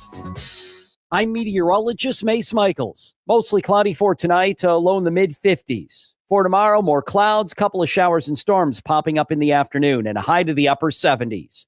This weekend, pleasant with sunshine, highs of 70 to 75. Heating up next week. Currently, it's 66. The Todd Albaugh Show. We are not perfect here at Civic Media. Far be it. Certainly not perfect at this show. But one thing I can assure you of, our owner that I can see right through this glass right now, Sage Weil, has never once told me what to say and encourages us to speak the truth. And that's why, above all else, I'm proud to work for this company. And along with my colleagues, we will bring you what's really happening out there. And if we get it wrong along the way, we'll admit to that and correct ourselves as well. Catch the Todd Albaugh Show at its new time, weekdays 2 to 4 on Civic Media and the Civic Media app. The Maggie Dawn Show. Richard Trent, the executive director of Main Street Alliance. This current tax code that they're trying to extend, 80+% of the benefit goes to the top 1% of earners. Yes. I did not misspeak there. This is not a game. Trump will tell you firsthand that he grew up believing there are winners and there are losers. This is an administration actively trying to create a class of losers, and we have to fight back. The Maggie Dawn Show, weekday afternoons 4 until 6 on your local Civic Media radio station and on the app. Maggie Dawn. Donald Trump hands out pardons to donors and friends.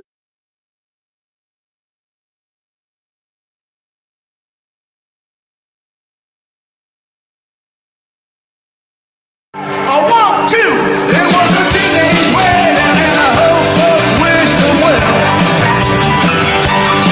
You can see that truly I am Pete Schwaba. This is Nightlight. Great to have you with me on this Thursday night. Tomorrow night on the show, Wisconsin Film Incentive advocate Rex Sykes will be here at 6:35. Civic Media Sports Director Jimmy Kuska will be here at 7:05, but he is going to talk about Andor. He just binge watched both seasons. He's a huge fan. I love that show. And we'll talk to Jimmy about that at 7:05. Always fun to talk TV with Jim.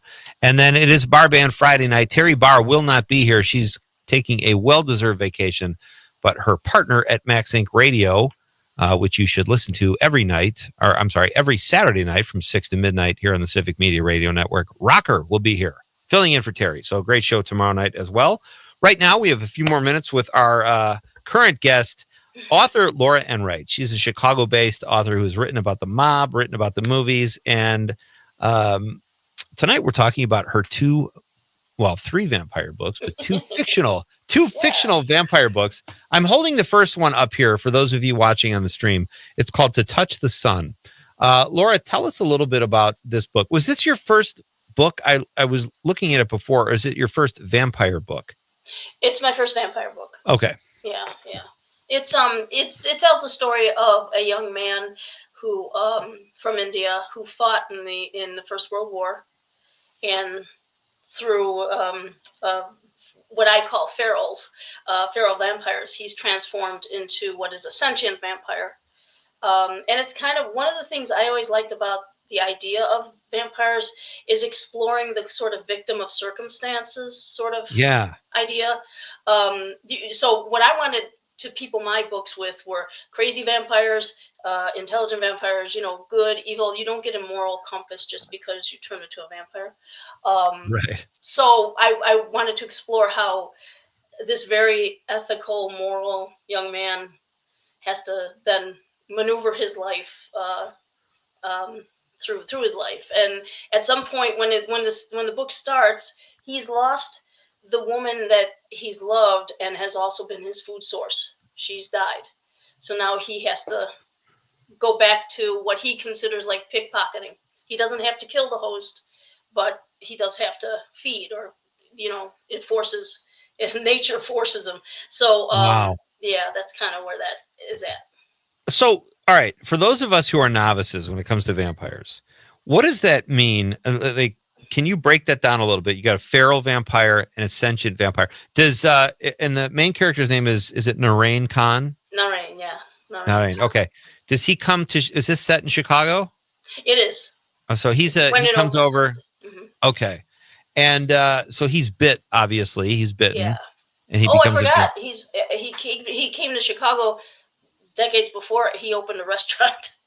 Okay. He's also a cook. So that was one of his dreams when he was younger.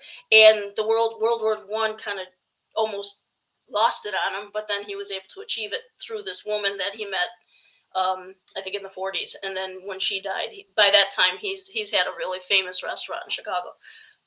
Okay, so tell us the difference between a feral and a sentient vampire. So a feral vampire is something that is just about feeding. It's like a shark. It's just about feeding. A sentient vampire can move among people. This is just something I termed, but you see it in other shows as well. You see it in other things. But they can move among society and be okay. When I was researching Vampires Most Wanted, I was reading on the director of Nosferatu and Murnau, and I thought he stated that when he was in the war, they were sitting on by the trenches, and they looked out over no man's land, and they saw all these figures. But what he actually stated was he had listened to the stories of the people, the townspeople in nearby the trenches and stuff. But in my mind, I transformed it. So I thought it was the coolest idea to have these feral vampires just basically taking advantage of, because they were dead and dying in no man's land. A lot of times they couldn't go out and get the bodies. So, because the snipers from each side. So I just thought that was a cool idea. And that's kind of what happened to Narain. Totally. All right. And then I wanted to ask you, when you say food source to a vampire, is that I don't even want to guess because I'm just such a novice. So please explain that. Basically just, what he needs to, in my books, for example, it's a microbial disease that takes over the body. So the microbes need the sustenance that they get from blood specifically. Okay. And a lot of things, a lot of like tales are doing more and more scientific ideas when it comes to this, but that's kind of how it is. Food source, we discussed it earlier. Food source can be, I remember the X-Files had an episode once of a guy who needed to suck fat out of he was speaking of dates, he would get blind dates and then he'd, suck the fat out of the girl. So yeah, that's basically the food source. And in my vampires, they don't suck them dry. There are some tales where they suck them dry, where they can't control themselves. Ferals, in my books, can't control themselves very well. Oh, that's really interesting. And I think I remember that episode of the X-Files, to be honest with you. So author Laura Enright is my guest. She's a Chicago-based writer and has written several books. And we're talking about 2 of her books tonight about vampires here on Night Light. So where can people find, I love that title too, by the way, To Touch the Sun. Yeah. Which for vampires is a great, kind of conundrum there. Yeah.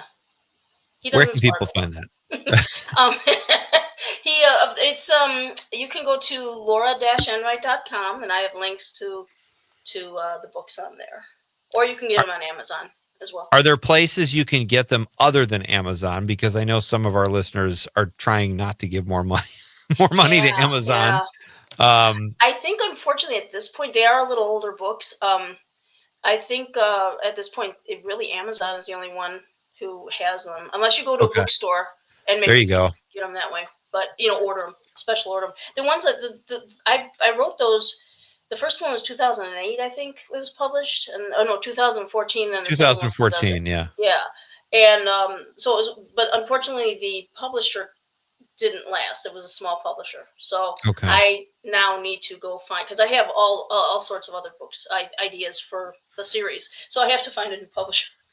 Yeah, I'm sure that's fun. Yeah. I have to say, I feel like with the remake of Nosferatu that was out last fall and Sinners, that there's probably going to be it's probably a cyclical thing, right? With vampires, we haven't heard from a vampire story in 5 or 10 years. Now they're back. Tell us about the second book, and I don't want to attempt to say this name, but here is the Ujali. Okay, yeah. That's the name of that's a name. That's somebody's name. It's hard. There's a little bit of a twist in there, but it's basically an act that Narain did after he turned into a vampire. He went back home. An act he did then has repercussions down the decades, and now he has to deal with basically the ghost coming back to haunt him, sort of thing. That sort of thing. Okay, that's interesting. So look for these books, folks. How much research did you have to do? Like, I'm a writer too. I think you know that. And a big thing with me and our mutual friend Greg, when we would write just movies, but I'm not smart enough to write a book. I just want to say that right now. I don't know how you do it. Like movies, you have parameters and page marks you have to kind of hit, plot points, that kind of thing. The idea of writing a book to me seems so overwhelming. But do you have to make this plausible in any way? Do you create the parameters within this world, since it's fantasy, fantasy thriller, or how does that work? Yeah, I mean, I needed to, for my own self even, I needed a grounded reason for vampirism. So once I decided it would be a microbial disease sort of thing, then I could take it from there. And then you have to world build basically about, can all the tropes, can the sunlight hurt them? That's not in every tale, but in my tale it is. Other tropes that are found, do you want to use them? And if you do, how do you use it with the way you're building that world? So yeah, it could be like I did a lot of research on World War I to get that idea right, to get the vibe right. Right. And actually it was really fascinating. I mean, we don't know enough about that war. I mean, as far as we're not taught enough about that war. It's a really fascinating war. Yeah.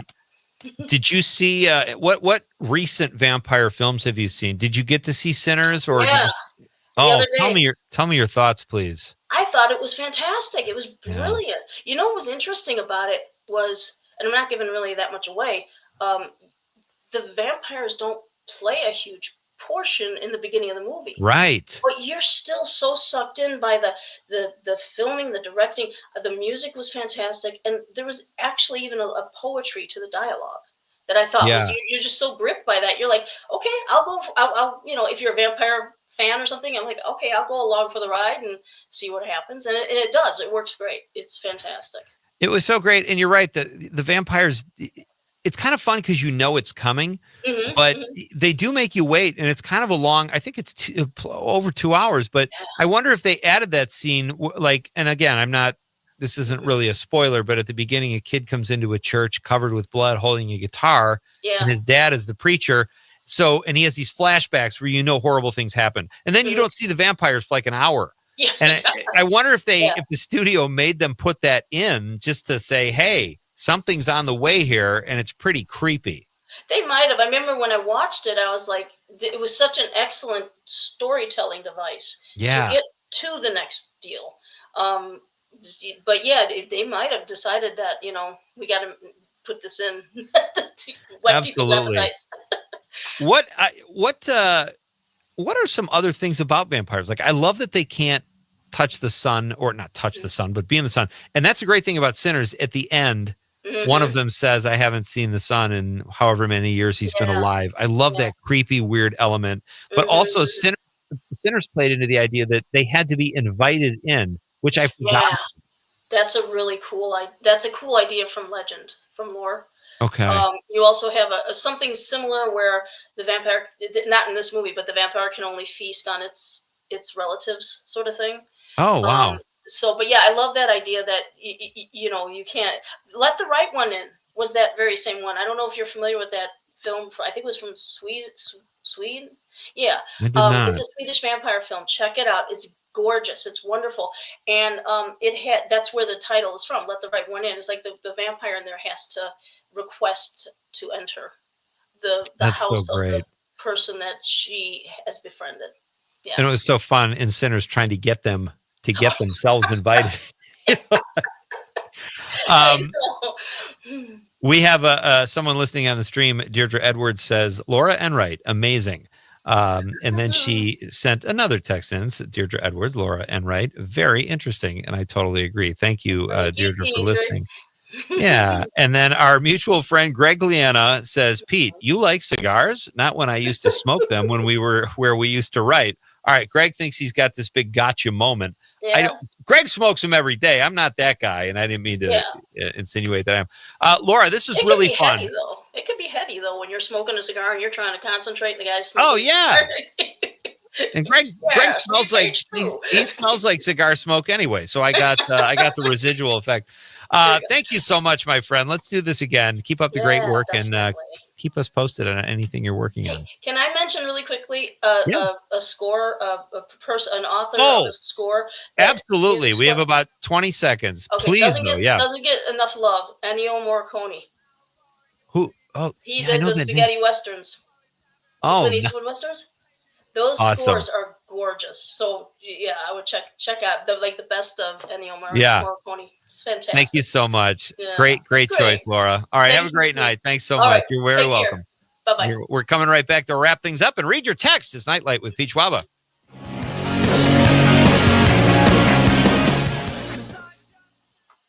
As a fish fry on a Friday night. This is the Civic Media Radio Network. Mark your calendars for heart-pumping, exhilarating action at the 2025 Queen Marinette's Run the River Powerboat Races in Marinette, Wisconsin on June 7th and 8th. The action will be nonstop as these high-octane boats reach speeds of over 105 miles per hour. Races kick off on Saturday and Sunday at 12:30 p.m. and run throughout the day. Free for the whole family, this is the perfect summertime weekend getaway. For more information, head to fishonmarinette.com and click on the events page. I'm Dan Schaefer. Let's recombobulate. We are in a rare moment right now in Wisconsin politics. Why, you ask? Well, it's because we are not actively in the middle of a campaign cycle. It's been more than 6 weeks now since any of us have seen a campaign ad. It's been pretty nice, hasn't it?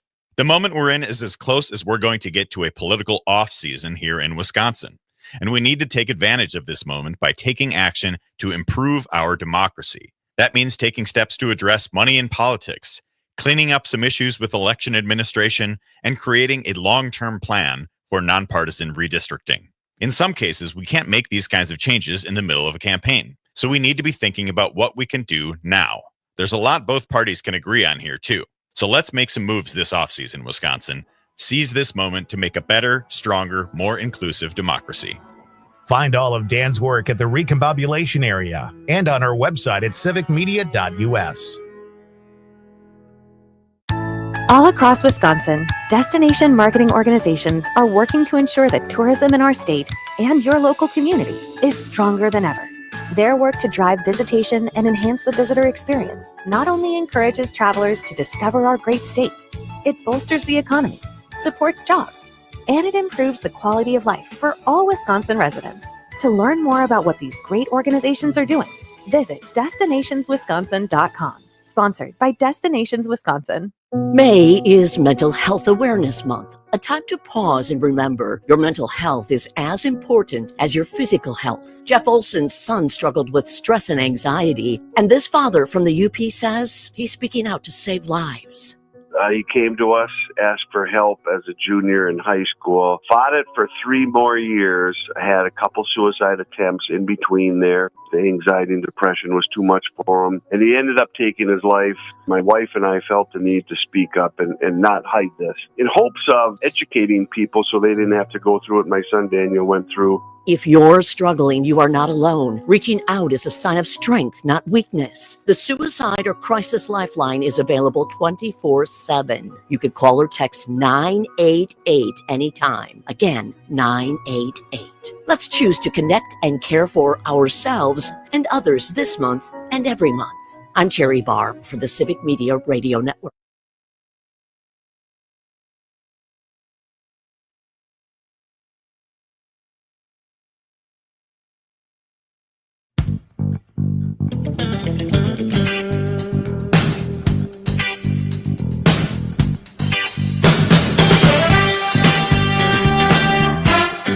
Welcome back. This is Nightlight with Pete Schwaba.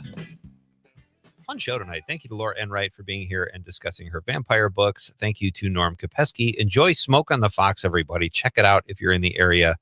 And, of course, Mary Picorni Donlin, who did the popcorn pick of the week and suggested Sinners, and that was an excellent choice. I should also point out this is National Wisconsin Day, Conrad. What have you done to honor our fair state? You got a Brewers jersey on. That's something. I guess. Yeah, exactly. I'm supporting the Brewers. I drove on Wisconsin roads.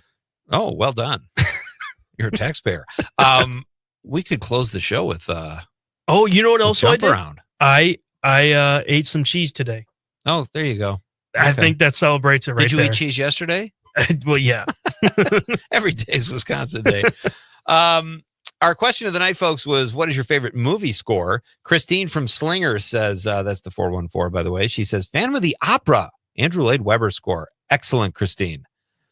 There's some great music in that show. Lori from Hayward says, Irving Berlin's White Christmas. Don't know if it's actually, or per se, she said, don't know if it's actually score, but nonetheless, it's a classic. Lori, thank you. And that totally counts. Very well done. Lori also tried to correct herself. She said that was supposed to say, I didn't know if it's actually score, but nonetheless, it's a classic. And I could not agree more. Jameson from Pennsylvania, he's in the 814, says, favorite score film, The Rocketeer. Very nice. The composer was James Horner. He was great, did so many movies, Titanic, Braveheart, Apollo 13, Field of Dreams, Avatar, and much more. Excellent choice, Jameson. I don't know. He's just one of those. Those are great credits. All I remember was going to see The Rocketeer with Jimmy Pardo on the road. And I bought my ticket first. I said, one for The Rocketeer. And he went up behind me and said, one for Oscar, please, which was the Sylvester Stallone movie playing in the next theater. And it was a fun inside joke. All right. Janine from, Clint from Wanakee. That's the 608, folks. Representing tonight. Tangerine Dream, the soundtrack for Thief with James Caan. That is an awesome choice, Clint. They did a lot of Michael Mann stuff. I think they did a lot of the music in Manhunter and maybe even Heat. Awesome choice. Bridget from the 818 says, Last of the Mohicans is my favorite. It captures the film's tone so well. The emotions the score evokes are the highlight of the film. And she's in cahoots with Norm from Appleton Cigar, who said the same thing, and I could not agree more. Last of the Mohicans is a great one. Steady Eddie weighing in. It's about time, Steady Eddie. Thought we missed you tonight. He says, my favorite movie score was from the movie Rudy. The score was Notre Dame 27, Georgia Tech 14. Yay, Rudy, go Irish. Steady Eddie. Do you remember the Rudy score? Oh, I remember that. I haven't seen that movie in a while. Yeah, same. I didn't know that either. All right. Turning to the text, we got to play catch up here. Dave says, Forrest Gump. Forrest Bump. That was the pregnant Forrest Gump. Forrest Gump. That's a great one, Dave. The music throughout that movie is excellent. The songs and the score. That's a music phenomenon as a movie. He says, I think we should, Dave continues and says, I think we should do a Let's Dress Pete game. Either Conrad or the audience picks.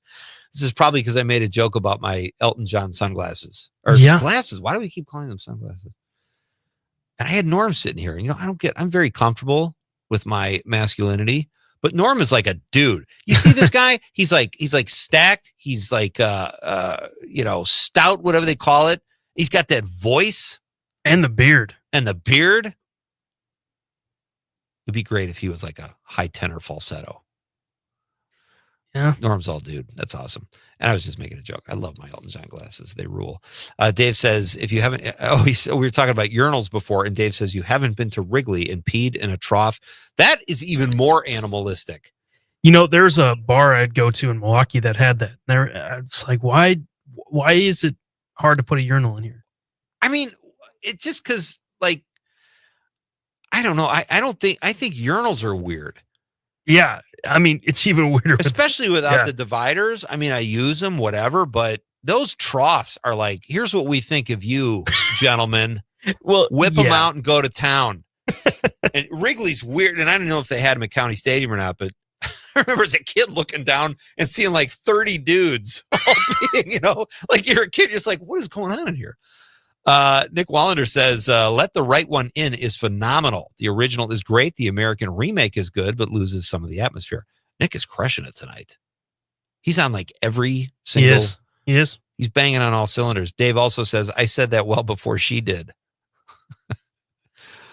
Oh, that's funny. And then Greg Liena closing things out says, Abbott and Costello, Meet Frankenstein, great score. I remember that. That's a great movie. And I'm totally due for a rewatch on that one, Greg. If you have not seen Abbott and Costello Meet Frankenstein, it is an absolute classic and an absolute fun movie. Scary to a kid, anyway. I was scared. And I remember my buddy John Corwin, who's my dad's friend, really passed away about a week and a half ago, said when he watched Abbott and Costello Meet Frankenstein, he was like 7 years old. It's a small town Wisconsin kid. He had a loaded shotgun under the couch. A 7-year-old. Like, it's funny the things you learn about people after they pass away, like such great stories that John has. Good stuff. Hey, thanks everybody. It was really fun tonight. This was fun. We'll do it all again tomorrow night. We'll close out the week, hopefully in positive fashion. Conrad, what do you foresee tomorrow night being like? We've got Bar Band Friday. I think it's going to be a great Christmas day. Because this is the Christmas Eve exactly of weeknights. I totally agree. And happy Wisconsin. We are the 30th state, right? Yeah, I believe that's a state since like 1940. Yeah, the 30th state like that. That's kind of cool. In 1840. Wisconsin's a dream. I came here as a kid all the time, and it was like the promised land. It was so much fun, and now to live here full time is pretty cool. And do you have something we can close that really shows our love? Oh, I love that. All right, folks, tomorrow night is Bar Band Friday night. Rocker filling in for Terry Barr. Film incentive advocate Rex Sykes and our pal Jimmy Kuska is going to talk about Andor, his favorite of all the Star Wars.